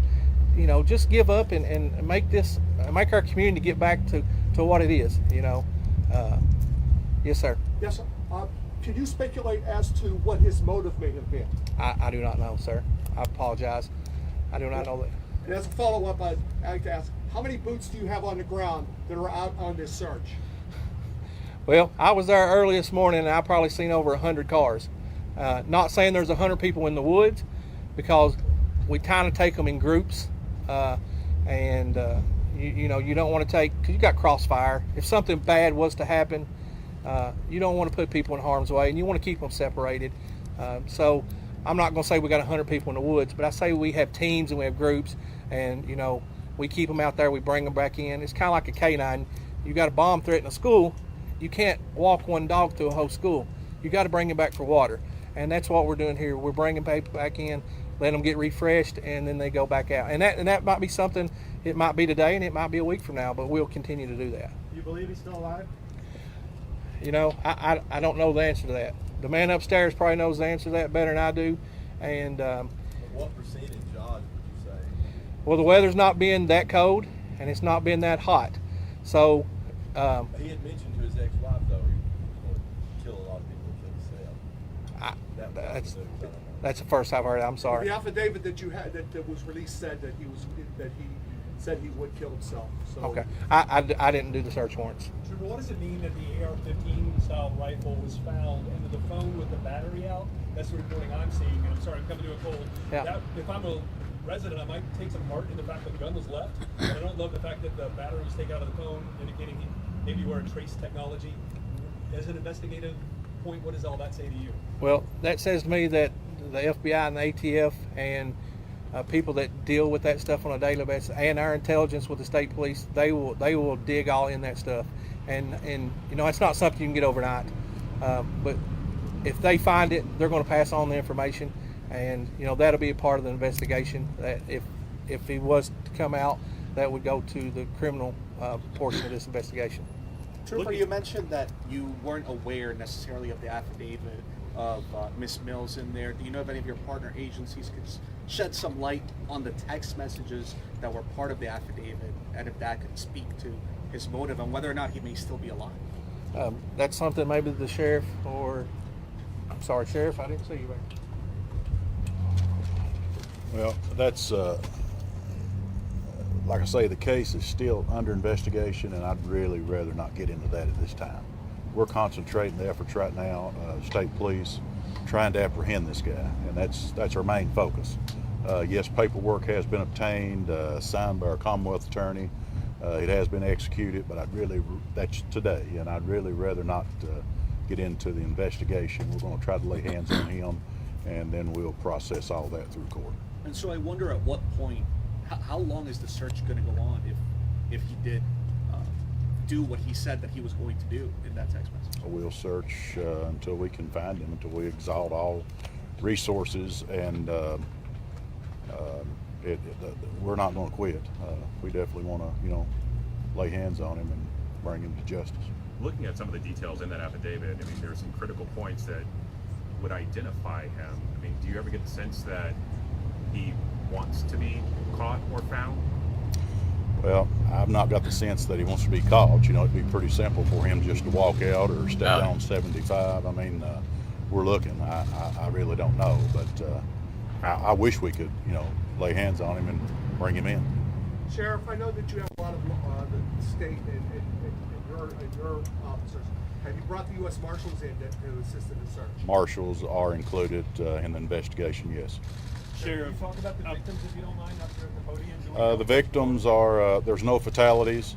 I've not been to the hospital or nothing like that, but the way I understand it, all will recover. Are they from Kentucky? Were you guys familiar with the suspect at all? No, ma'am. Sheriff, you got any information that there was anybody else involved helping him in this? No. Planning, getting him out of there, any of that stuff? We're investigating, but we've not obtained information to say that anybody else was involved. Not saying they're not, but we've not obtained it. No, sir. Can you share a bit more information about the victims? Are they from, the state of Kentucky? Are they out of state? Anything like that? Some from state, some out of state. Okay. Do we have any information on the timeline from Saturday between the purchase of the gun and when the shooting started? Yes, we have, all that's documented. We have exact times, but this time, the investigative part, I'd really rather not discuss that. Sheriff, was the gun legally purchased? Pardon? Was the gun legally purchased? Yes, sir. Yes, sir. At what point was law enforcement made aware about the text messages that he was going to kill a lot of people? Ooh. I'd There you really go. rather not Text messages. elaborate on that. Being, Uh-oh. if he is brought to court, the way we receive that and the people that maybe had gave us that information, I'd rather not disclose that. Are there other potential witnesses that warned you about what this suspect planned to carry out? No, sir. Are you in touch with state partners like in Tennessee? Like the trooper said, he is entered NCIC. So if he's in Tennessee, Florida, wherever he's at, everyone will be aware. If his name is run or anything, he will be picked up just like if he was here today. Yeah. Do you have any reason to believe he has a cell phone out in the woods and communicating with anyone? I don't. Not really. No, nothing concrete. We did recover the phone. He could have a cell phone. He may have 2 cell phones. But as far as me saying for sure that he does, no, I can't say that. Are there any questions y'all would like to ask Mr. Couch once you do get hands on him? Oh, he'll be questioned. Yeah, there's many questions that we have. Yes. Sheriff, real quick, this might sound kind of dumb, and I apologize, but that's such a heavily traversed stretch. I drive it. We all drive it. Advice for people that are a little leery because there are those ledges, and people are probably looking up now and thinking, "Oh my God, could it be a copycat?" I don't know who's up on the ledge. Well, that's a possibility. Just kind of be aware of your surroundings, and that's about all we can say. We sure didn't expect nothing like this to happen, and that's a heavy patrolled road. State police, ourselves, all agents. The interstate's really patrolled heavily. There's so many people out there, so just use caution and kind of be aware of your surroundings. Sheriff, when I was out, I traversed between here and exit 49. I noticed that they were law enforcement was really diligent about cars that were on the side of the road. They came. Are you more concerned that there could possibly be a carjacking situation where maybe he tries to acquire a vehicle to get moving, and that you guys, your officers are a little more diligent about vehicles on the side of the road? Well, we're just trying to show a real heavy presence to put the community at ease, to let them know that we are out, and if anybody needs assistance, or maybe if they see the cruiser sitting on the side of the road, they can pull in and say, "Hey, we saw a guy walking back here." We're just trying to show a really heavy police presence right now. Have you ever recovered any other firearms that you own? No, just the one. How many square miles or acres have you guys searched so far? Do you have an estimate on that? So I sent you some photos over Facebook, and if you've done a grid search, we have flown you go a mile each direction, so it's in a big circle pattern. We can take that out further, and we will take it out further. We have drones coming in every day from different agencies that we're using, so we're not going to turn down any help, and we're going to keep looking. If it gets wider and broader, we'll just keep going until we exhaust that information and we don't think he's no longer there. But our first priority is to protect the people in that immediate community, and should I do another poll? Business. That business. Now with this text message. Over the last couple of days, so we want to appreciate and thank the 49 exit, because that's where we kind of set up, and it's probably hurting their business. So we want to thank them for letting us do that. If I can encourage y'all, I know you contact Post and 911 and other agencies. Thank our dispatchers.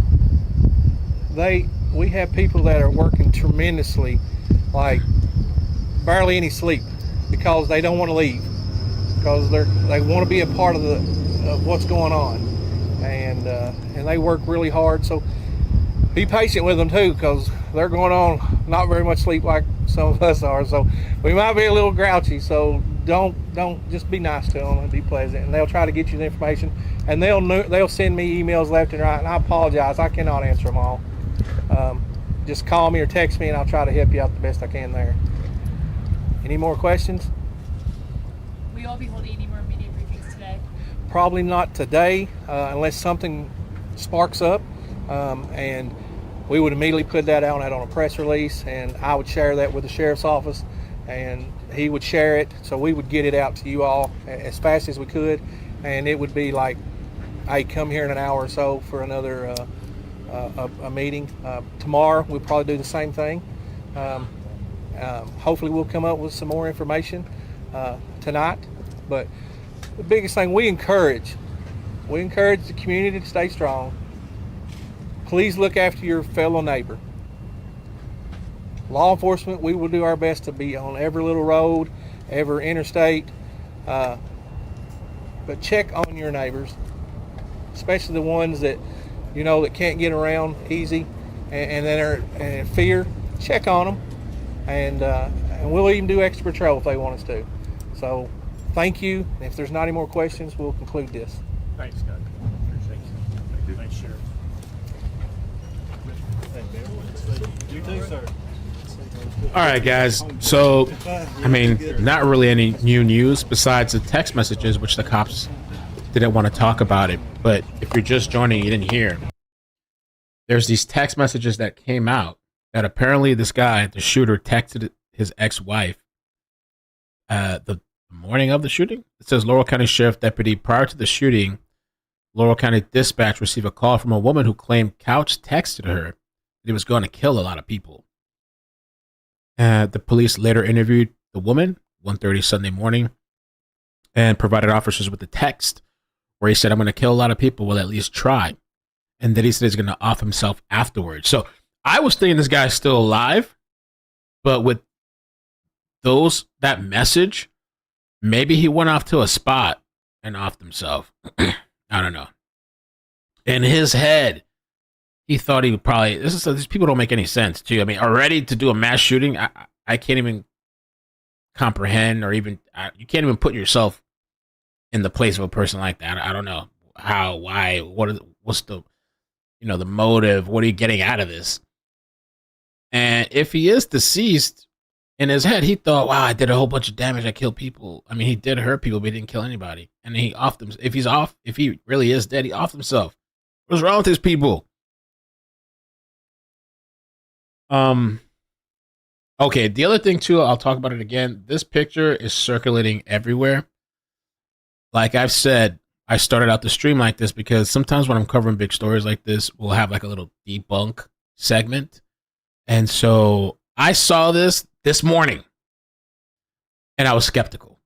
I was skeptical because how many times have I covered how we covered stories like this? And the trail cams are cool because you never know. I was trying to find trail cams for that national park. I couldn't find like a live one.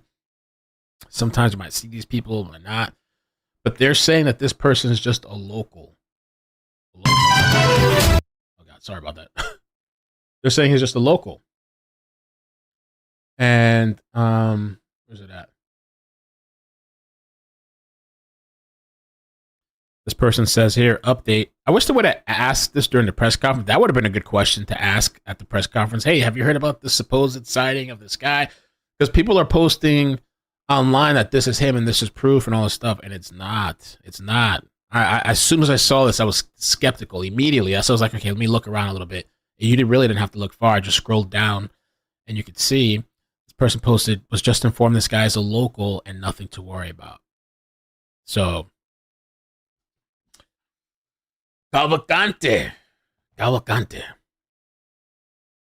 Ooh, Wilson. Okay, maybe he did a little reverse psychology, a little oop-de-doo. Wilson said he sent that text to throw them off. That could be true too. I didn't think about that. He could have did that so the cops maybe stopped looking for him, and he's hiding. We blame email. And he's hiding out in the woods somewhere, and he's hoping maybe they think I'm dead, and so they stop looking for me.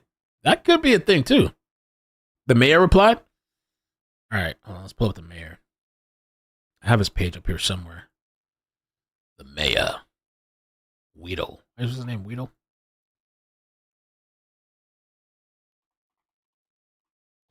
I forgot his. I had his page up somewhere. Let me see if it pops up. Post.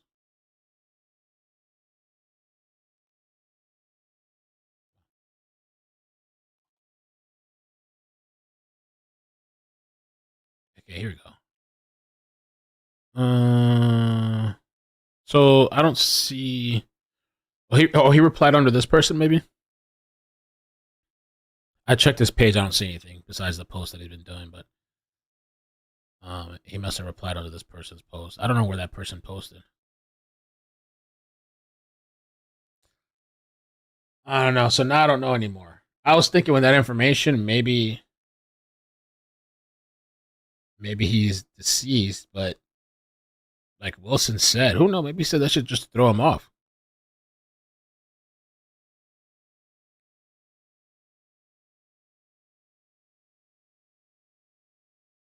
Have they checked out the old cellar towards Shell Toe Trace Trail?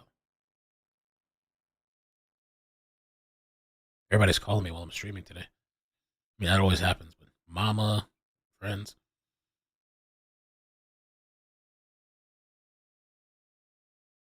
Somebody said unleash the canines. They have been out. But I wonder if they're trying to say just let them run wild in the woods.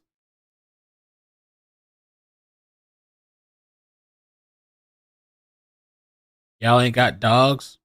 Well, the one thing I was thinking, if they have his car and the weapon and all that stuff, and like I would think maybe they'd be able to get a trail where he ran off to, but I guess not.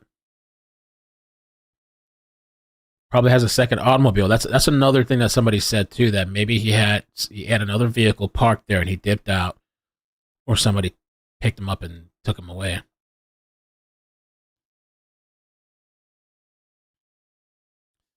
The Brian Laundrie thing was very different.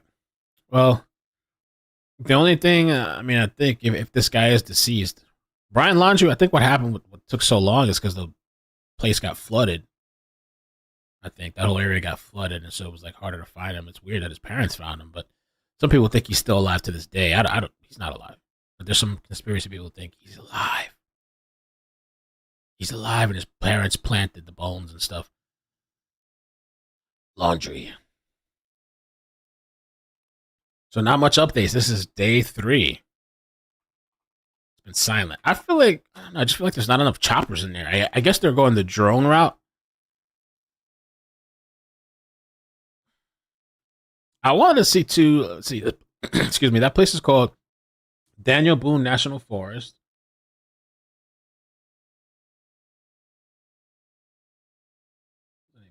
Oh, that's the one right there.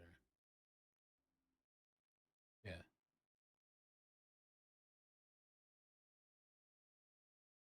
Hawk Creek Hill.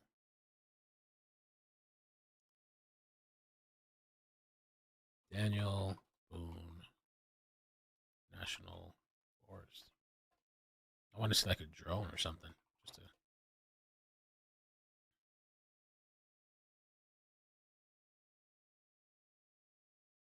Drone video over Daniel Boone National Forest, Mountain Springs, Powell County. Powell County, Kentucky. Powell County, Kentucky. Okay, but that's on the other side. Let me see. London. It's to the east of 75, but we need to the west of 75.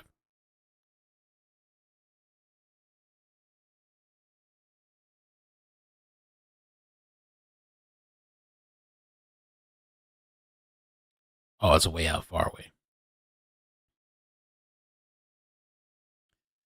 Cleffer Street Center, Rockcastle River. What's this? Fire Glow Forest.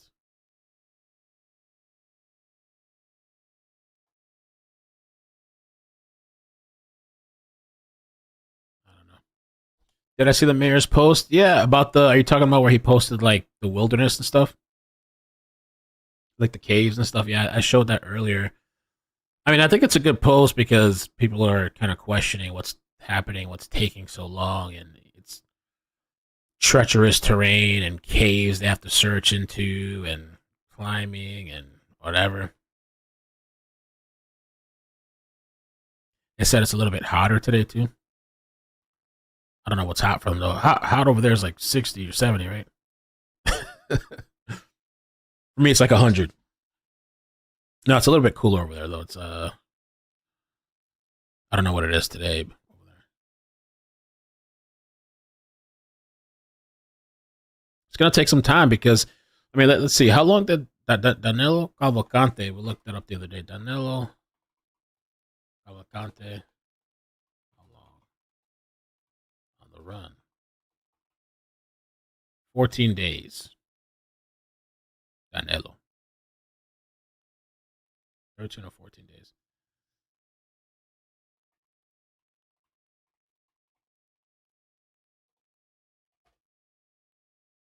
Ryan Laundrie, I don't know how long.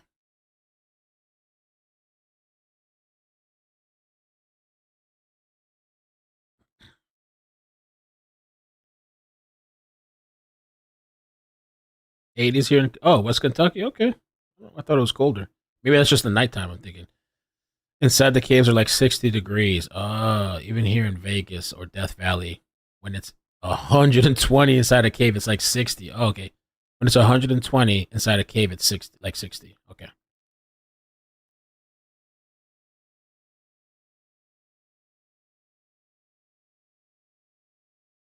I don't know, man. I guess we'll just have to wait and see.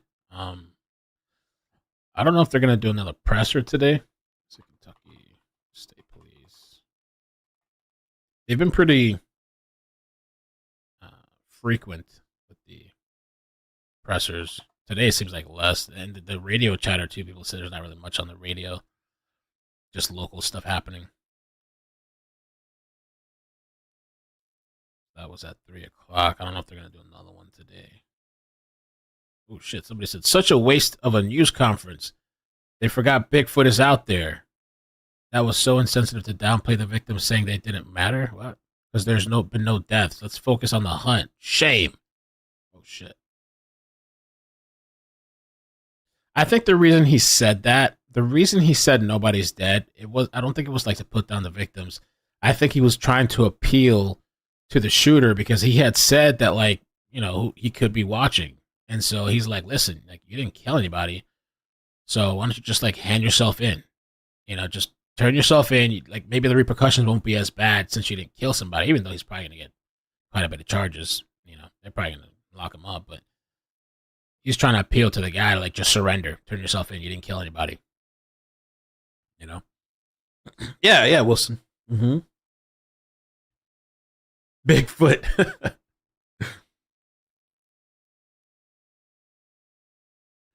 He in there collecting stalagmites and stalactites. What I feel like I've heard of stalagmites. Is that like a rock or something? A rock formation. Yeah, it must have been running from school. Stalagmite. Couch. Joseph Couch. Let me see if there's anything else. Joseph Couch. So he is from Woodbine.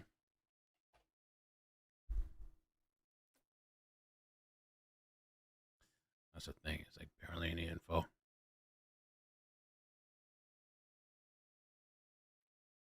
Drug stop. Look at those hills.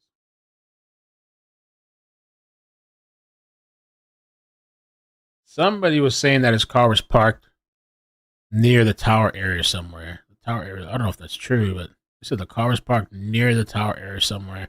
I don't know if he just, because you can easily from the truck stop just pull up here, down this road. I don't know if he left it somewhere there. I don't know if he made it to the top of here, or how would you make it? Oh, it looks like you maybe could make it up here. I don't know. But then they're saying he was right here in this area, like on the top area there. Shooting.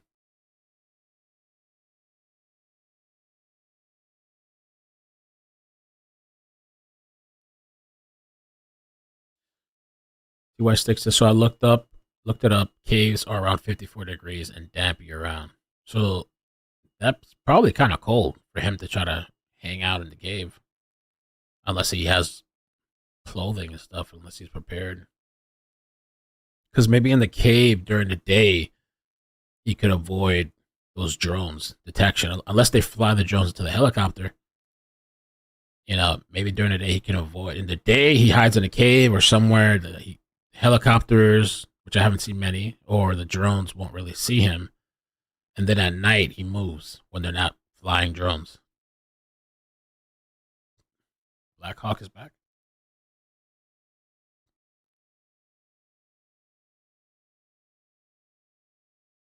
Let's listen to the scanner for a few minutes, and then if not, then I guess after that maybe we'll call it for a while. Let's see. Oh, there's a. Oh, there's a Black Hawk. What's the Black Hawk? Oh, it's the United States. It is in the middle of the city. Oh, there's the airport. Black Hawk. Skorsky. Skorsky. Is it Skorsky or Skorsky? Black Hawk. UH-60M. 276, 289. Units at the X. But he's like south of London.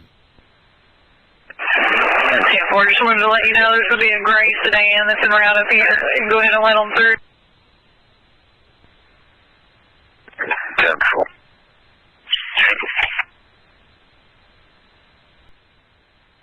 We'll listen to the scanner for a bit, see what's popping. Yeah, man, who knows when this guy's going to get caught? Could be days. I think if he's deceased, it's going to take even longer. It's going to be harder to find him, I think, if he's deceased. But, you know, I thought they said that people that do that, like, off themselves, don't really hide so well. You know? I don't know. Like, usually, even people that do that to themselves, I don't know, they're in their house or something, or...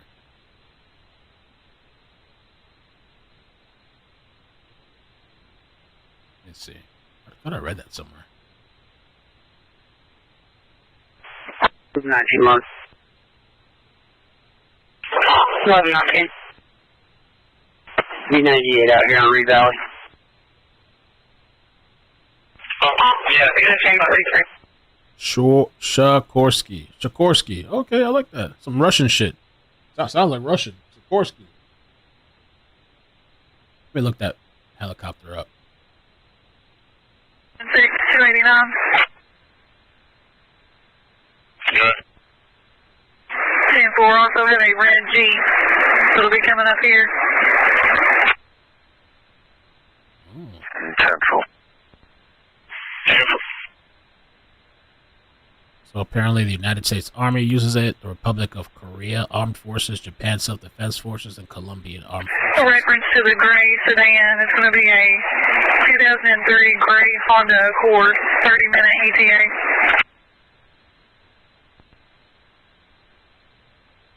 Central.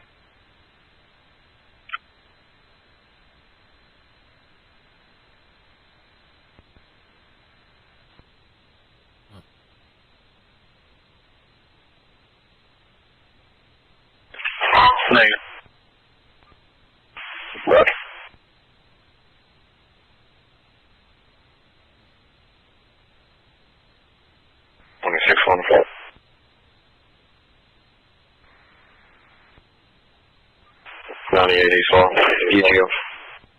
I guess it's unrelated. I thought maybe they brought in the Army.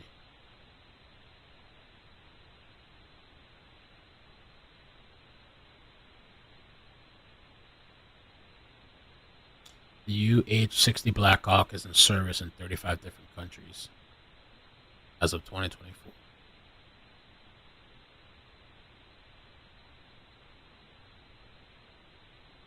Slovakia.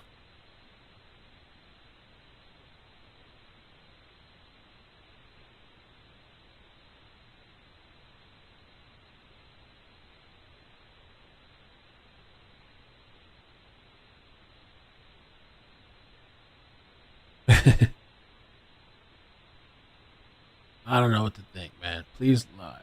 Oh yeah. If you guys could hit the like button, I'd appreciate that. Subscribe if you haven't done so. Check out the Chase channel. There hasn't been any chases. I don't know what's going on. It's like chase drought. It's been all about standoffs, manhunts. I do need to update the school shooter. I mean, I don't know. There was some updates. They say the mother had noticed, like the son, I think, texted the mother or something. She called the guidance counselor. I don't know if they said like 30 minutes before. Chopper's gone.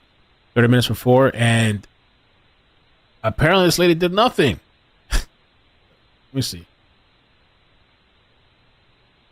Georgia shooter.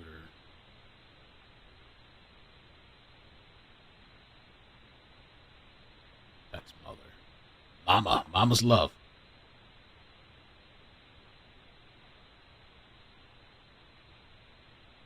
Before the emergency.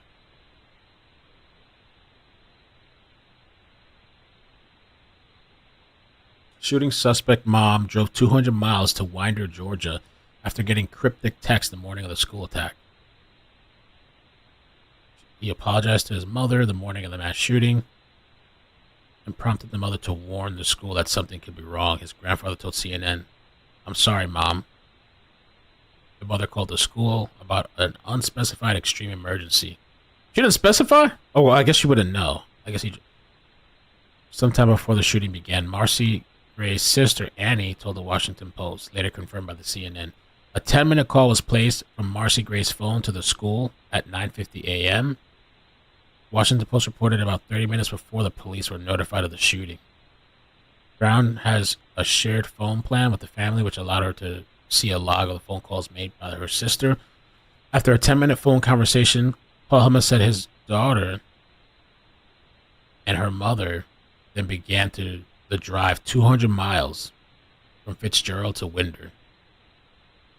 Marcy later confirmed a call to the Washington Post, which reported she declined to elaborate on what had prompted her to call in the warning to the school, but said she shared that information with law enforcement. So, I don't know what happened. They didn't take it serious, I guess. Dreamer says not true. The counselor did go looking for him. She warned. Okay, so Dreamer says not true. The counselor did go looking for him. She warned her he was homicidal and unalivable. Okay. Let me see if there's something about the guidance counselor.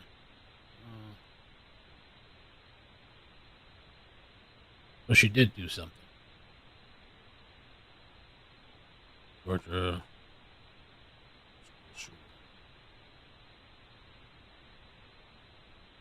Guidance counselor.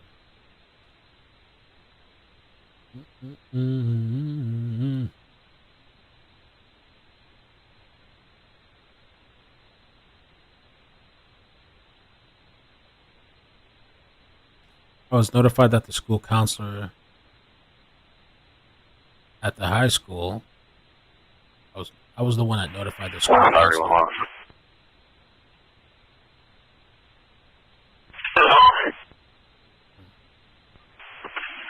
Signal packed up half of this house here. She's standing by. I'm wondering the eviction process. I prefer the notice. I'll be 98 out here.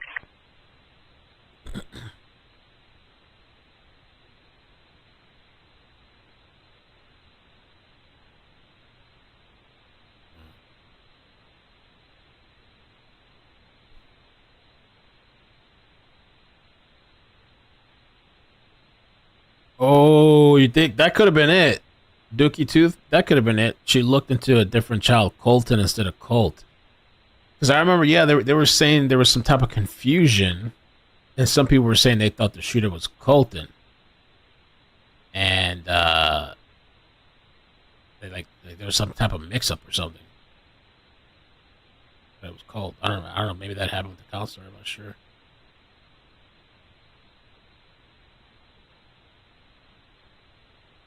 Joseph Couch. Oh, cool. Check out this video. Well, this is what. Oh, perfect. This is what I wanted to see. Something like this. It's really short. 11. Short. 10. 15, 12. That's the highway right there, and the truck stop. And there's a tower that they keep talking about and referencing. Tower there. Wow. Look at all those like mountains and all. Oh.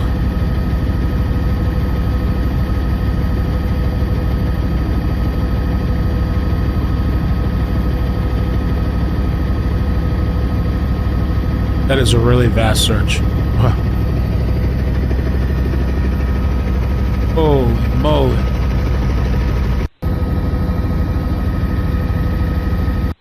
So this would have been an area where he was like perched up and shooting a little hill thing right there.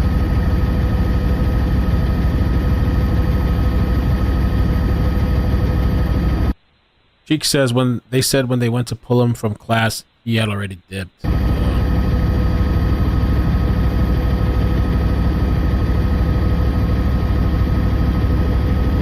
Wow.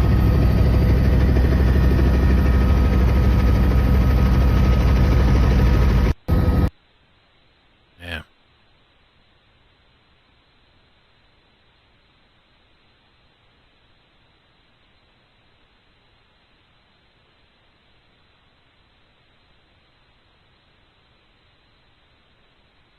Kentucky.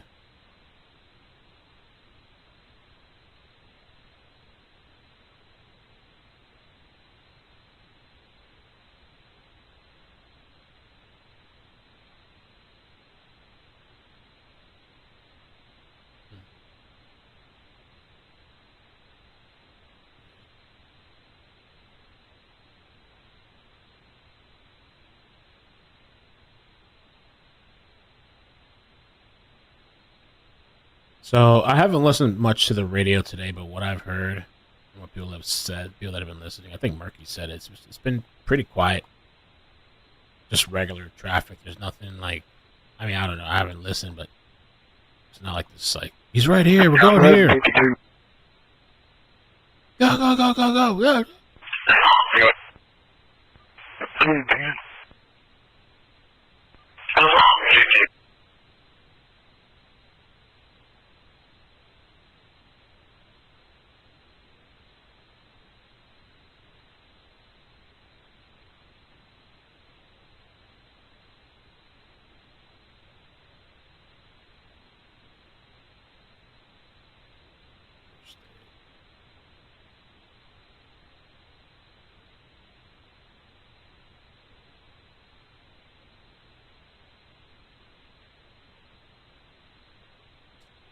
The kudzu is really thick down there now too.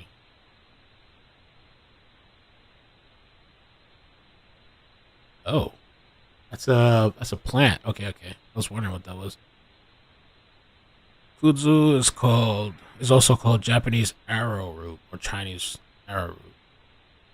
114. It's an invasive plant. Show me out at 936 South US Highway 25. It's affordable storage rental free.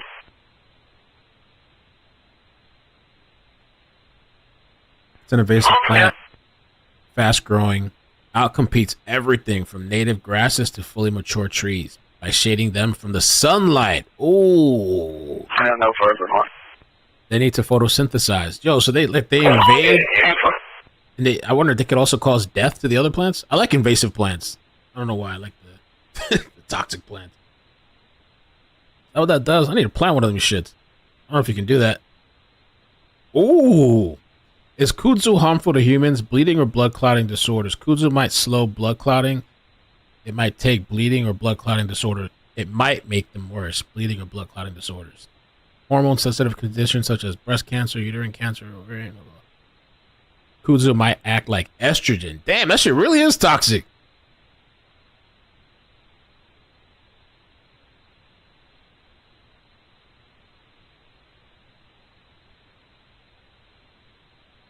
Invasive.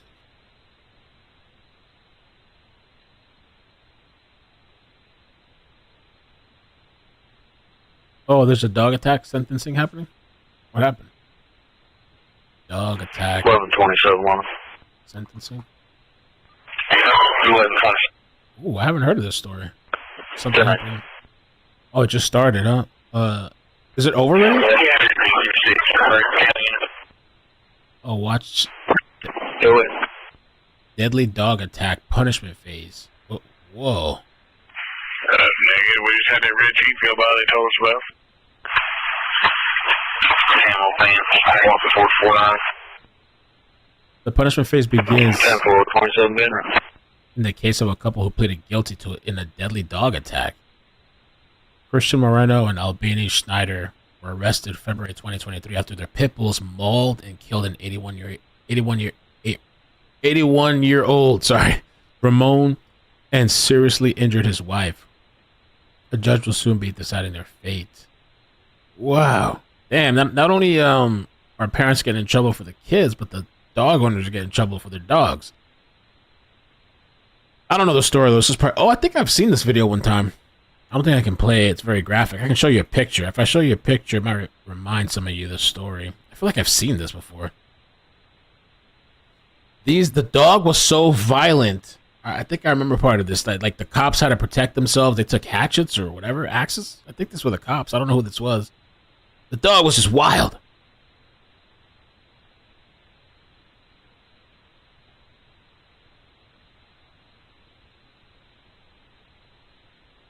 Share Bear, I don't know if you're watching on a lag. I noticed YouTube does this weird thing now. I don't know. Let me see if it's still doing it. Let me look at my thing. Oh, no, they actually fixed it. Never mind. I think it's fixed. They used to do a thing where you kept hitting live and it wouldn't let it go live. It would say like it's not live. No, it's working now. Okay. Kudzu is breeding ground for copperheads too. Oh, really? I didn't know that. Kudzu is the government's plant. I never heard of that plant before. And how invasive it is. Blue, thank you for the super chat earlier. Cheeks, thank you for the 32 months. Says DC Sniper was the worst for me. Killer shot people at a gas station from Shoney's. We used to visit my dad. We used to visit with my dad. Wow. Gina, thank you for the 5. And Sandollar, thank you for the 5. Oh, Ella, I forgot to thank you too. Thank you for the 5 memberships. For getting that. Yeah, make sure you guys check out if you have a membership, check out the front page. There's some videos there, content and stuff, members only stuff. I gotta update the playlist and some of the recent videos we did. And Monica, thank you for the 8 months. 8 months already. Can't wait for my 1-year badge. Thank you. Thank you. 1106 woman today. 16.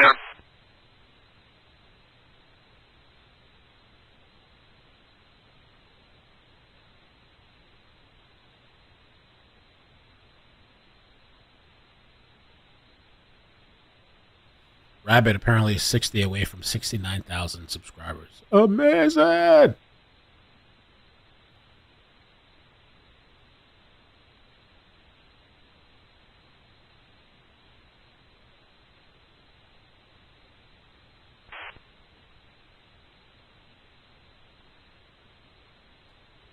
So yeah, this situation, I don't know what's going on with this. I wonder why they... Let me see if there's any more information. Deadly pit bull trial.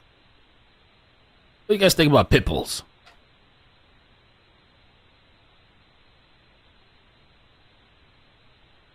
I want to know why they're being charged. I think they're probably neglectful in a way. I don't know what though. Let's see. The couple is also charged with recklessly causing bodily harm, injury to an elderly person, but was dismissed as part of their plea deal. Investigators say the pit bulls easily got out of their yard from a hole in the fence. According to the arrest report, a witness video showed the dogs were not wearing collars or harnesses, which were a requirement of animal control services when they recently released the dogs back to the couple. Oh, damn, what happened? So they got a history? Moreno had told investigators he had complied with the guidelines, had have been breeding dogs and training dogs to be aggressive with meat. Okay, so they've been training them to be aggressive. Recorded conversation with her husband regarding how dangerous the dogs have become, so they knew the dogs were dangerous too. Okay. The couple's dogs had attacked 2 other people in the neighborhood on 2 separate occasions. ACS said they had been called out to report the dog's violent behavior multiple times. 3 dog attacks described as American Staffordshire Terriers were euthanized. The attack happened in District 5. Okay. Kudzu is pronounced like a cow chewing. It's kud. Kudzu.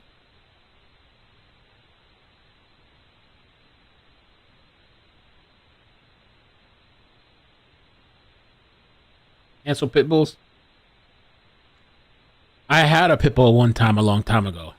It was one of my exes, raising from a baby. He was the biggest baby ever. It was a really good dog, but they do say like statistics. I thought there's statistics about pit bulls. Pit bull statistics. Since 1982, pit bulls have been responsible for 68%.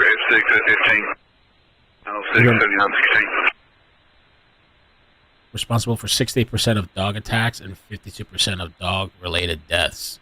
Pit bulls are involved in about 60% of fatal dog attacks. Shit. Attacks on other animals in 2019. Pit bulls. You're digital. When you get to higher elevation. 10-10. Statistics show they seem to be more violent. I don't know if there's people just raising them like that, or if it's like their tendency. Some places there's a ban on pit bulls, right? Yeah, my neighborhood you can't have pits. Oaks has too many pits in that. Happy advised, we couldn't copy. Just let us know when you get higher elevation.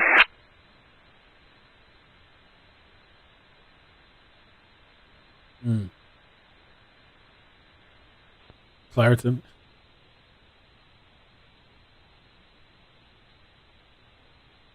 Oh. That's a good question too, yeah. Well, it says here pit bulls are less than 6% of all the dogs in the USA. Damn. Smaller percentage, but more violent. Damn.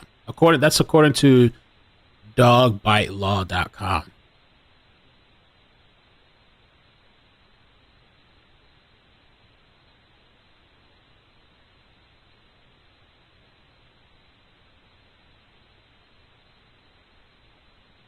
I don't know. People kind of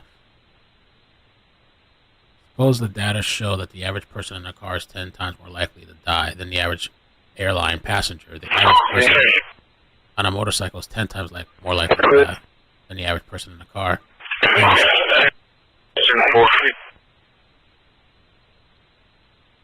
Four. Go ahead and tell me 97. I'm about to pull up there now.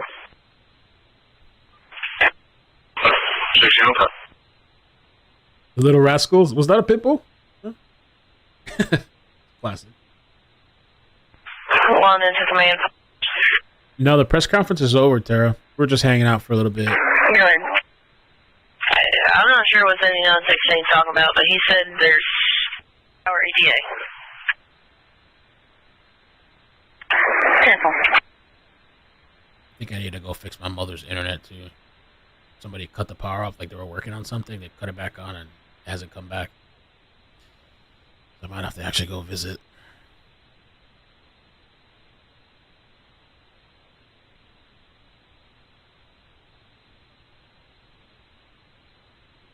Rabbits can buy too, yeah?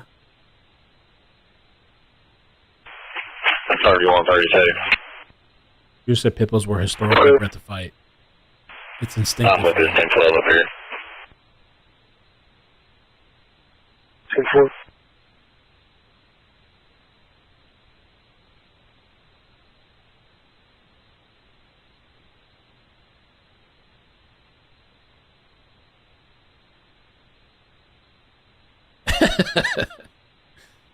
I don't trust rabbits. I don't know why. They are cute, but I don't trust them. And they are kind of a lot of work. I mean, they need to be taken care of. They poop a lot. If you're just having them in the house, they kind of poop a lot if you have them in a little cage. I do think they belong outdoors or in a backyard or something. I don't know. If they're just in a cage all day, like those little small cages, it sucks. Oh, Kentucky State Police snuck up on us. Oh, they're searching again. I think. Or they're just flying somewhere. Yesterday I saw this too. Look, well, I don't know. It doesn't even look like it's moving.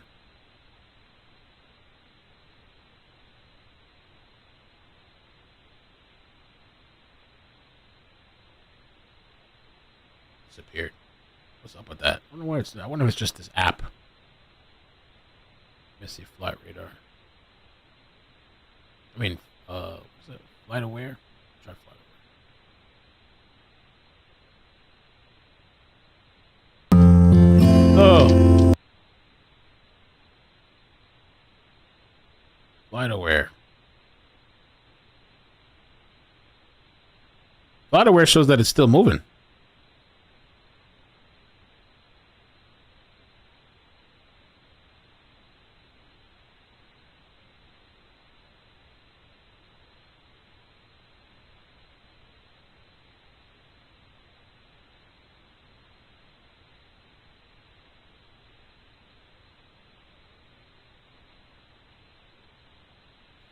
Maybe this flight radar is not as good as I thought it was.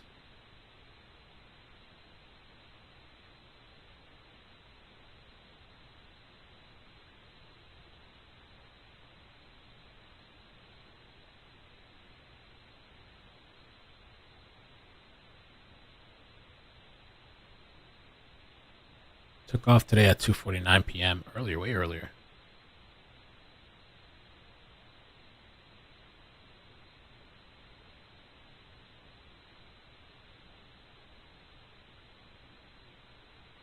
Stopped here.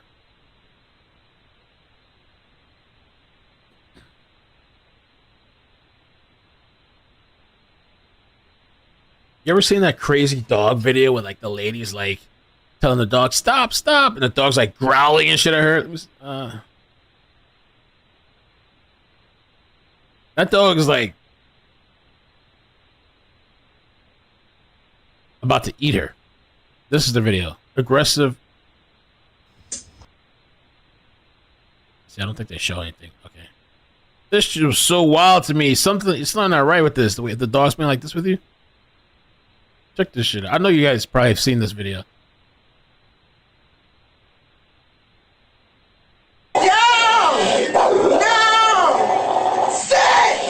Bro. No! Bishop, stop! Bishop, stop! Dog has, I don't know what's wrong with the dog. Probably has some problems, but the dog definitely doesn't respect you. Yo, it's time to give this dog up to somebody else or whatever. It's okay. It's all right. It's okay. Calm down. Get on the floor. You get some food? You want some food? Sit down. Sit down. Sit down. Bruh. Oh, yeah, I think the chopper stopped. It stopped moving. I don't know if it landed. I think it. I don't know. Sit down. Sit down. No. No. Sit down. Sit down. Sit down. No. No. Sit down. Get on the floor. Pass my phone. Bro, that's just wild, man. It's wild. It might not be hers. Yeah, maybe she was dog sitting. 666 dog. Yeah, I think the chopper landed.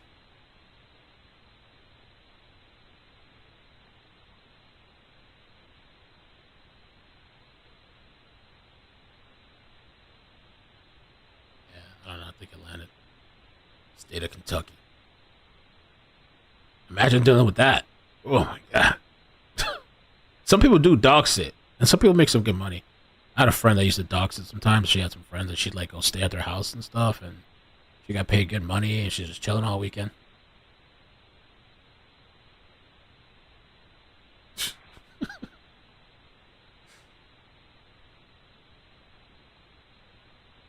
I know. Who was videotaping that? That's a good question. Was it a kid or I don't know. My sister's Roddy was like that. She called it talking. I called it, put that dog away. I'm here.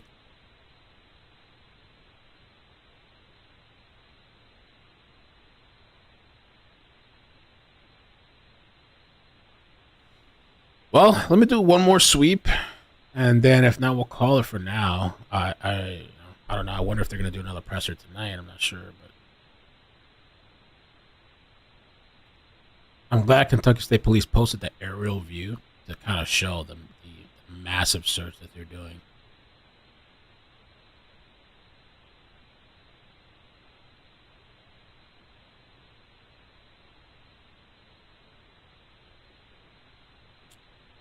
Shooter.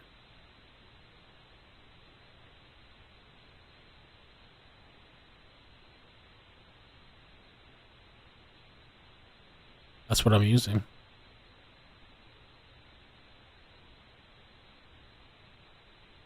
Yeah, I use Flight Radar 24. I got a little membership to it too. Well,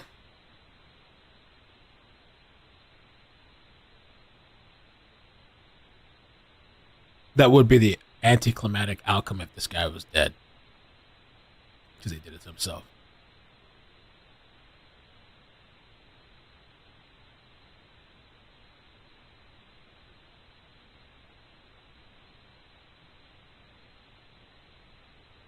Here's another video showing the area, I guess. We don't need all the music, but aerial view, traffic, cliff.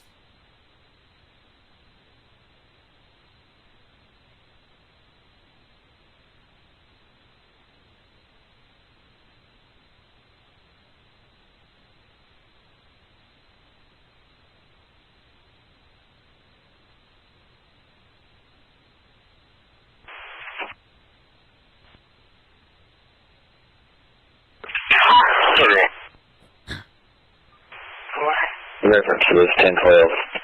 Please respond. I'm from VPO. Serving right now. Great. I think that's pretty much it for now. I wonder if the family has anything else online.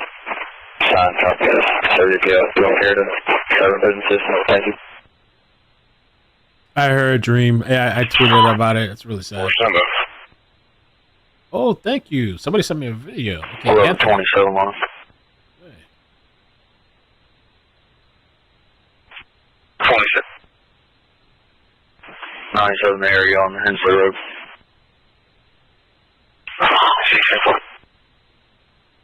I download this.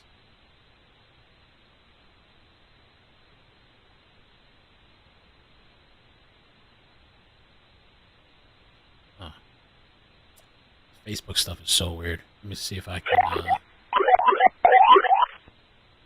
Somebody showed me a video. They actually drove by the place, the interstate. Highway 30 bypass, 50-year-old female reading difficulty. Beautiful.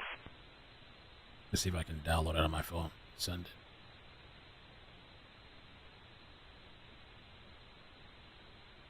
it. Okay. I don't know why my computer doesn't let me do it, but I'm downloading it on my phone.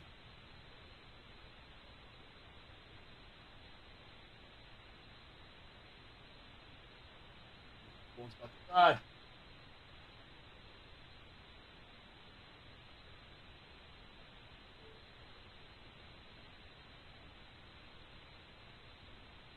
Okay, I'm gonna send it to myself.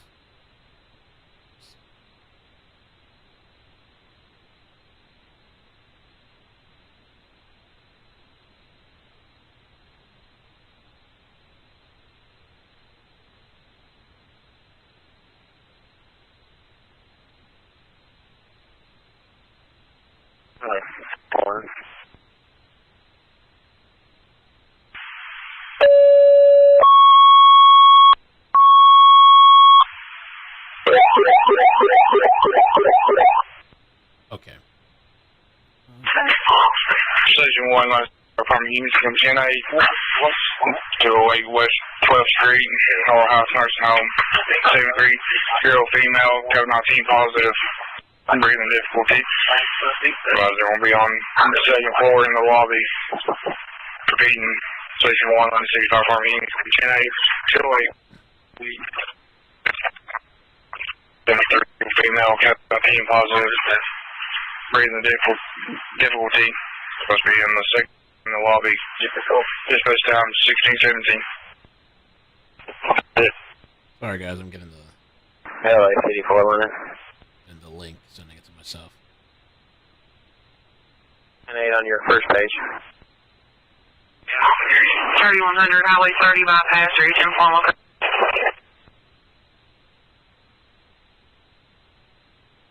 I believe so. Is this a residence? Okay. Negative. Signal 6 dispatch.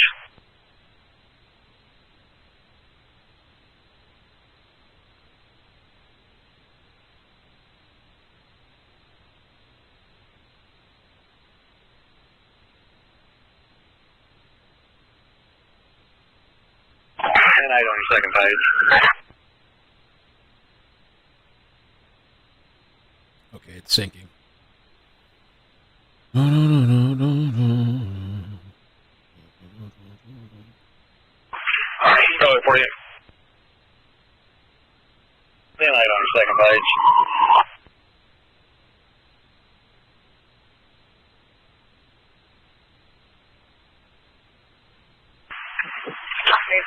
Trevor, 208 West 12th Street.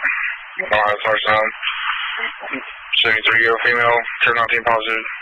Reporting break for income. Go ahead. 1616, around 1617. Oh, okay. Got it now. That was a pain in the ass.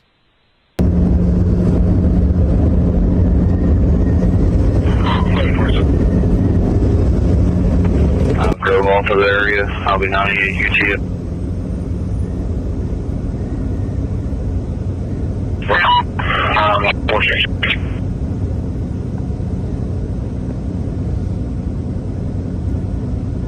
Livingston. LA 48 Honda. He's driving a truck? I think he's driving a truck. Oh shit! That's gangster. Alright. 48. Oh, plane. 16 nothing. Was passing north on 75, past exit 49. Oh, okay. But he's driving north. Okay. Oh, yeah. I see.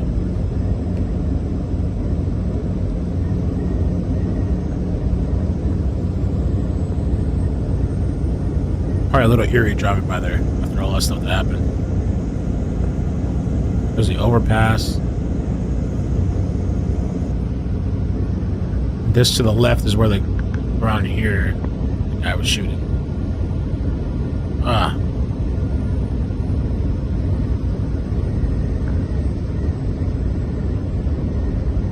Beach.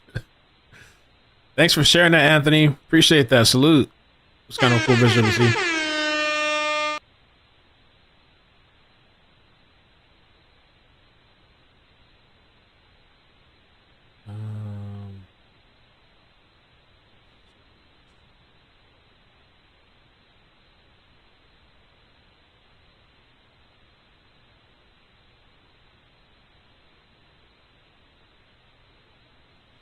The only thing too with these school closures is how long can they keep that going, right? You know, I don't know if they eventually end up having to open up the schools, they're gonna have to probably have extra cops there or something, extra security and stuff.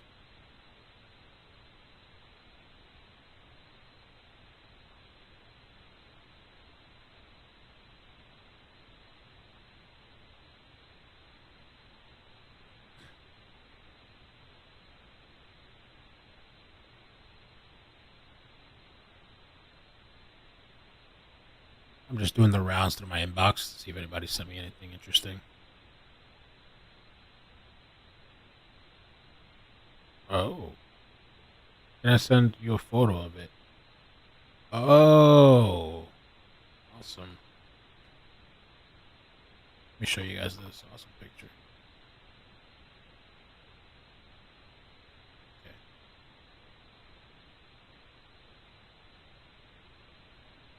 That's called Cromer Ridge. I think I did hear them reference that too. Cromer Ridge.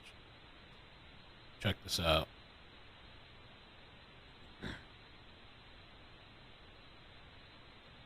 So, okay, they're saying the car is parked back here. It's like the anonymous person told me. So, somewhere like back. What's that? This is the tower here.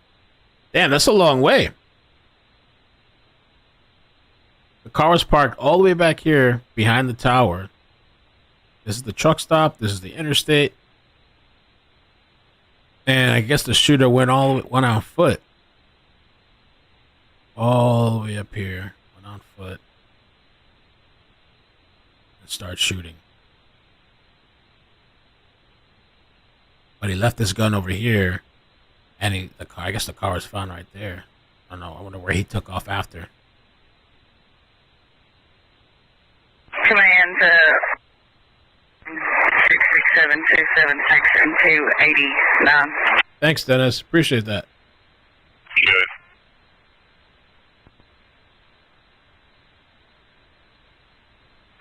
There will be a black Lincoln SUV that's going to be coming up down, getting off the exit 310-4. 10-4.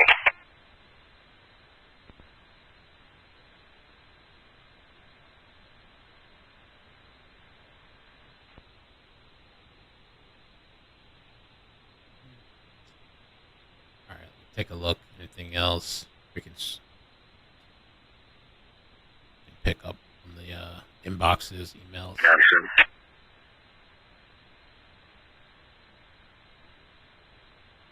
That's a really cool picture. Oh, man. Waston in law. That's a really good question. Was Cuddles ever found? The couple that was murdered and their dog is missing? I don't know. Oh, my mother got back on the internet. Great. I don't know. I can text. Tammy.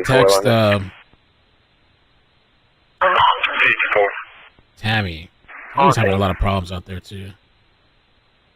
I have to get back there, I guess.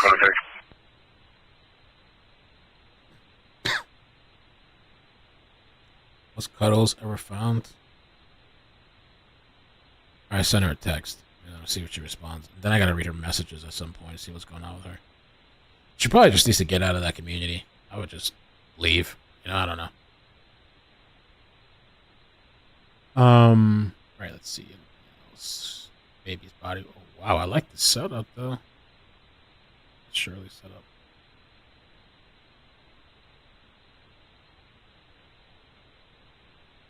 Like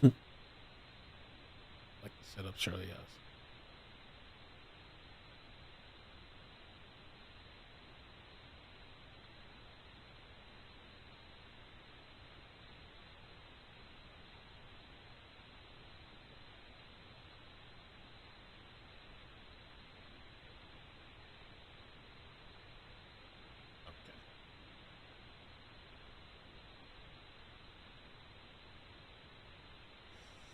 All right, let me just peruse the emails real quick, too. Cromer's Ridge. Oh, yeah. Brown Eye Butterfly says Cromer's Ridge. Or Ridge, sorry, Ridge. I'm saying Bridge. Ridge is an old ATV park that has trails for hundreds of miles. It connects to our property. Yeah, the person anonymous emailed me last night, and he told me, like, he used to go there as a kid and art ATV and like, all this stuff. Let's see if I know.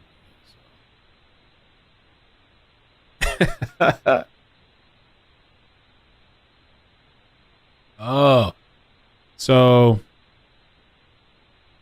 about the Sugar's Nest thing. Well, Sniper's Nest is your Sugar's Nest. Basically a set spot with a good vantage point, usually with cover over your stock. You stock it with food and ammo, etc. Okay. Sniper's Nest is your Sugar's Nest. We were talking about that yesterday, about this whole supposed nest of supplies that were found, but I don't know if it was there confirmed. See, the reporters, that would be some good question. If they asked about the sniper's nest or sugar nest, whatever they call it, and to just debunk that picture and be on with it, move on with it, you know. Anonymous, let me try searching. He sent me some ATV pictures. Yeah, he sent me this picture. This is in that area. It's got a pretty cool picture to see back then. So, Brown Eye Butterfly, but supposedly they stopped it, right? Like, you're not allowed to take ATVs and all that stuff back there now. Like, I don't know, they're taking back the land or whatever. Or they're... Mel, are you wearing your hearts today? Yeah, I am. Grab that out of the closet. Yeah, Crooked Arrow, the world seems like it's going to hell. I don't know what's going on.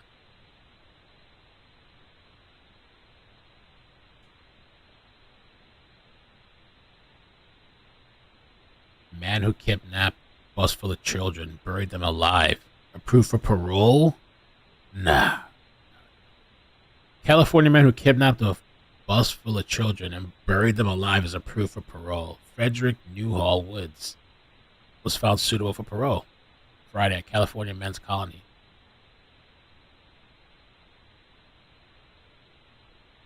Yeah, bro, this is from 1976. Look at this picture. Look at this black and white picture.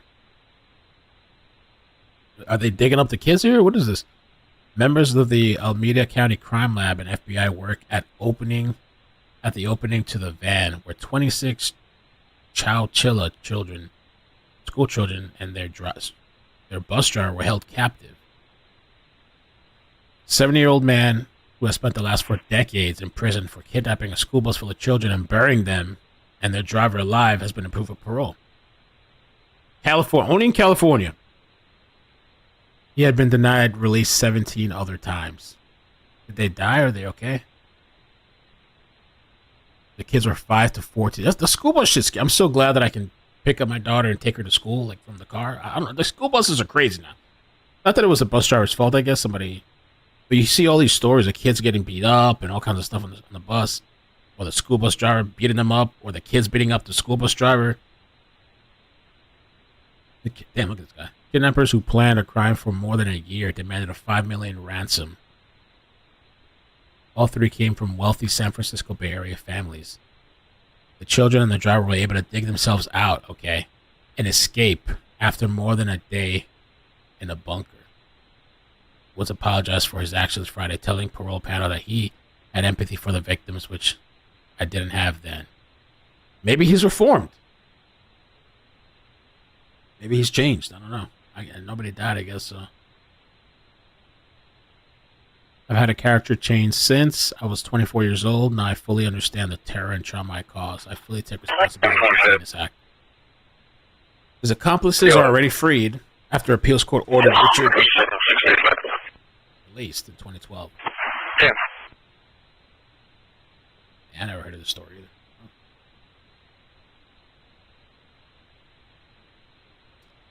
How old is the guy? I thought they said 70-something. Look again. 70-year-old. 70-year-old. Thanks, Kim. Weird story. Okay.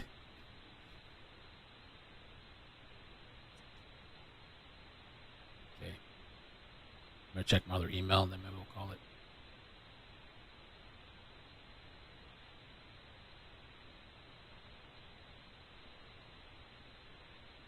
Oh, she texted me. Let me see. Okay, so Tammy says, not that I've heard. As far as Cuddles, was Cuddles ever found? She said, not that I've heard. I know he just pled not guilty this morning. The alleged murderer of the elderly couple in the nudist ranch. That was a crazy story, too.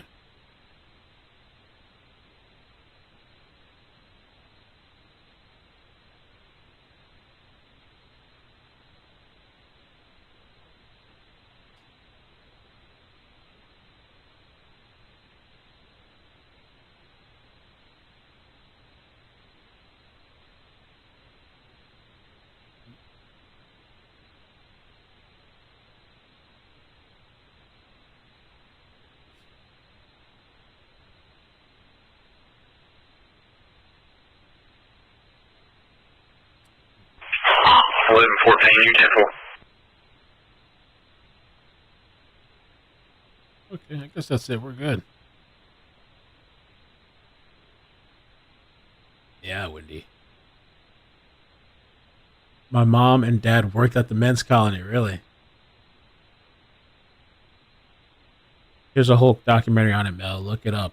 Chowchilla Children or something like that. It's amazing. Great ending. I like to watch some good documentaries sometimes. You know, when I'm just chilling around the house and stuff. No, Peach Cobbler, don't say that. Are they really? No.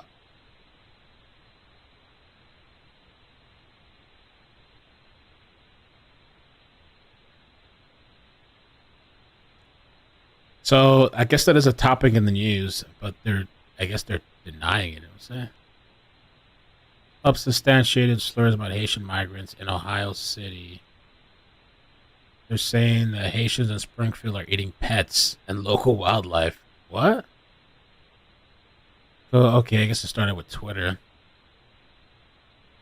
Oh, maybe not.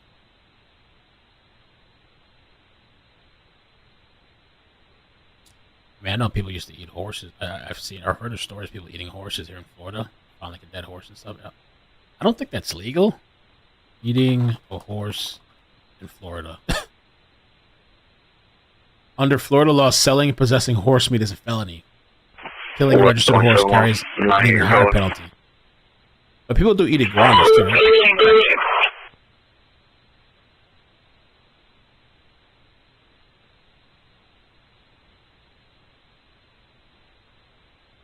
Their meat contains more protein than chicken. Oh shit, it's a healthy option.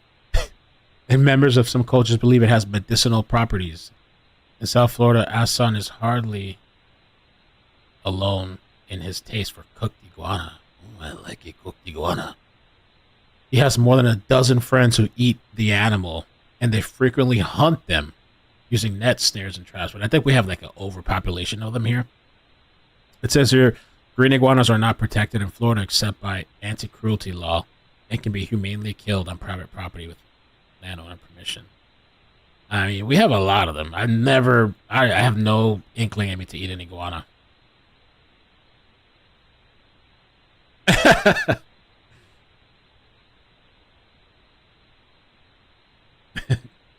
Does Tammy know yet about Tina coming in here telling her? Oh, I don't think she knows. I almost don't even want to tell her because she's like so stressed out and stuff. I don't think I want to add to her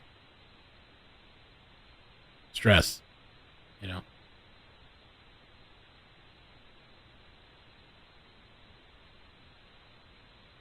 Yeah, Florida, we have so many, and then when it gets really cold, sometimes they'll all like kind of like freeze or go into like some catatonic or sleep like hibernation state, and so that's when people go all over the place and start collecting them. I don't know what they're. I guess they're. I don't know. I think I even heard. I don't know if I heard they were selling it on the Facebook Marketplace. Iguana on Facebook.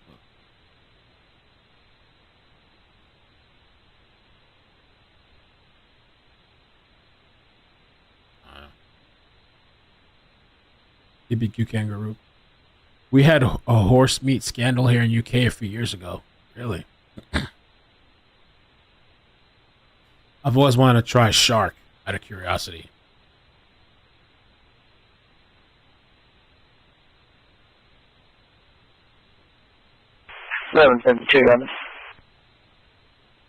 There's regulations in Florida though. The bag limit,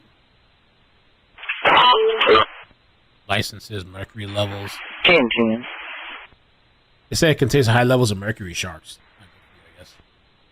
Shark meat has a strong, unpleasant odor due to the ammonia from the breakdown of urea in the shark's blood when it dies. Chefs typically mask the odor by brining or marinating the meat in milk, lemon juice, or vinegar.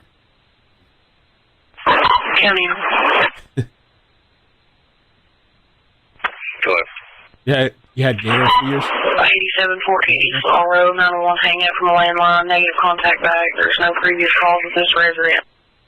Looks like it sits off of Black Mountain Road, off East Law.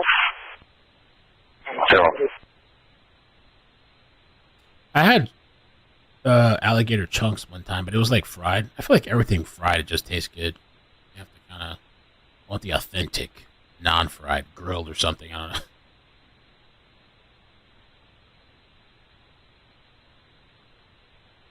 Oh yeah. LA 54 dispatch.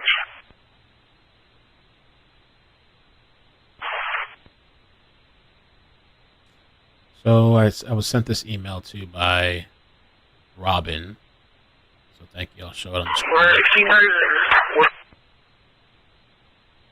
Picture. So yeah, this is what everybody was trying to get me to see last night. So this is the ledge, yeah.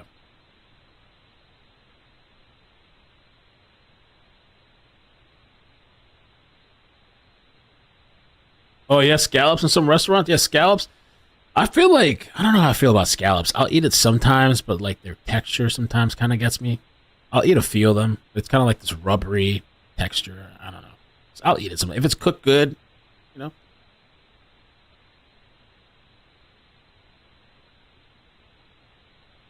Bear meat and other wildlife. Wow. Julie. You should be able to get a thresher shark in the U.S.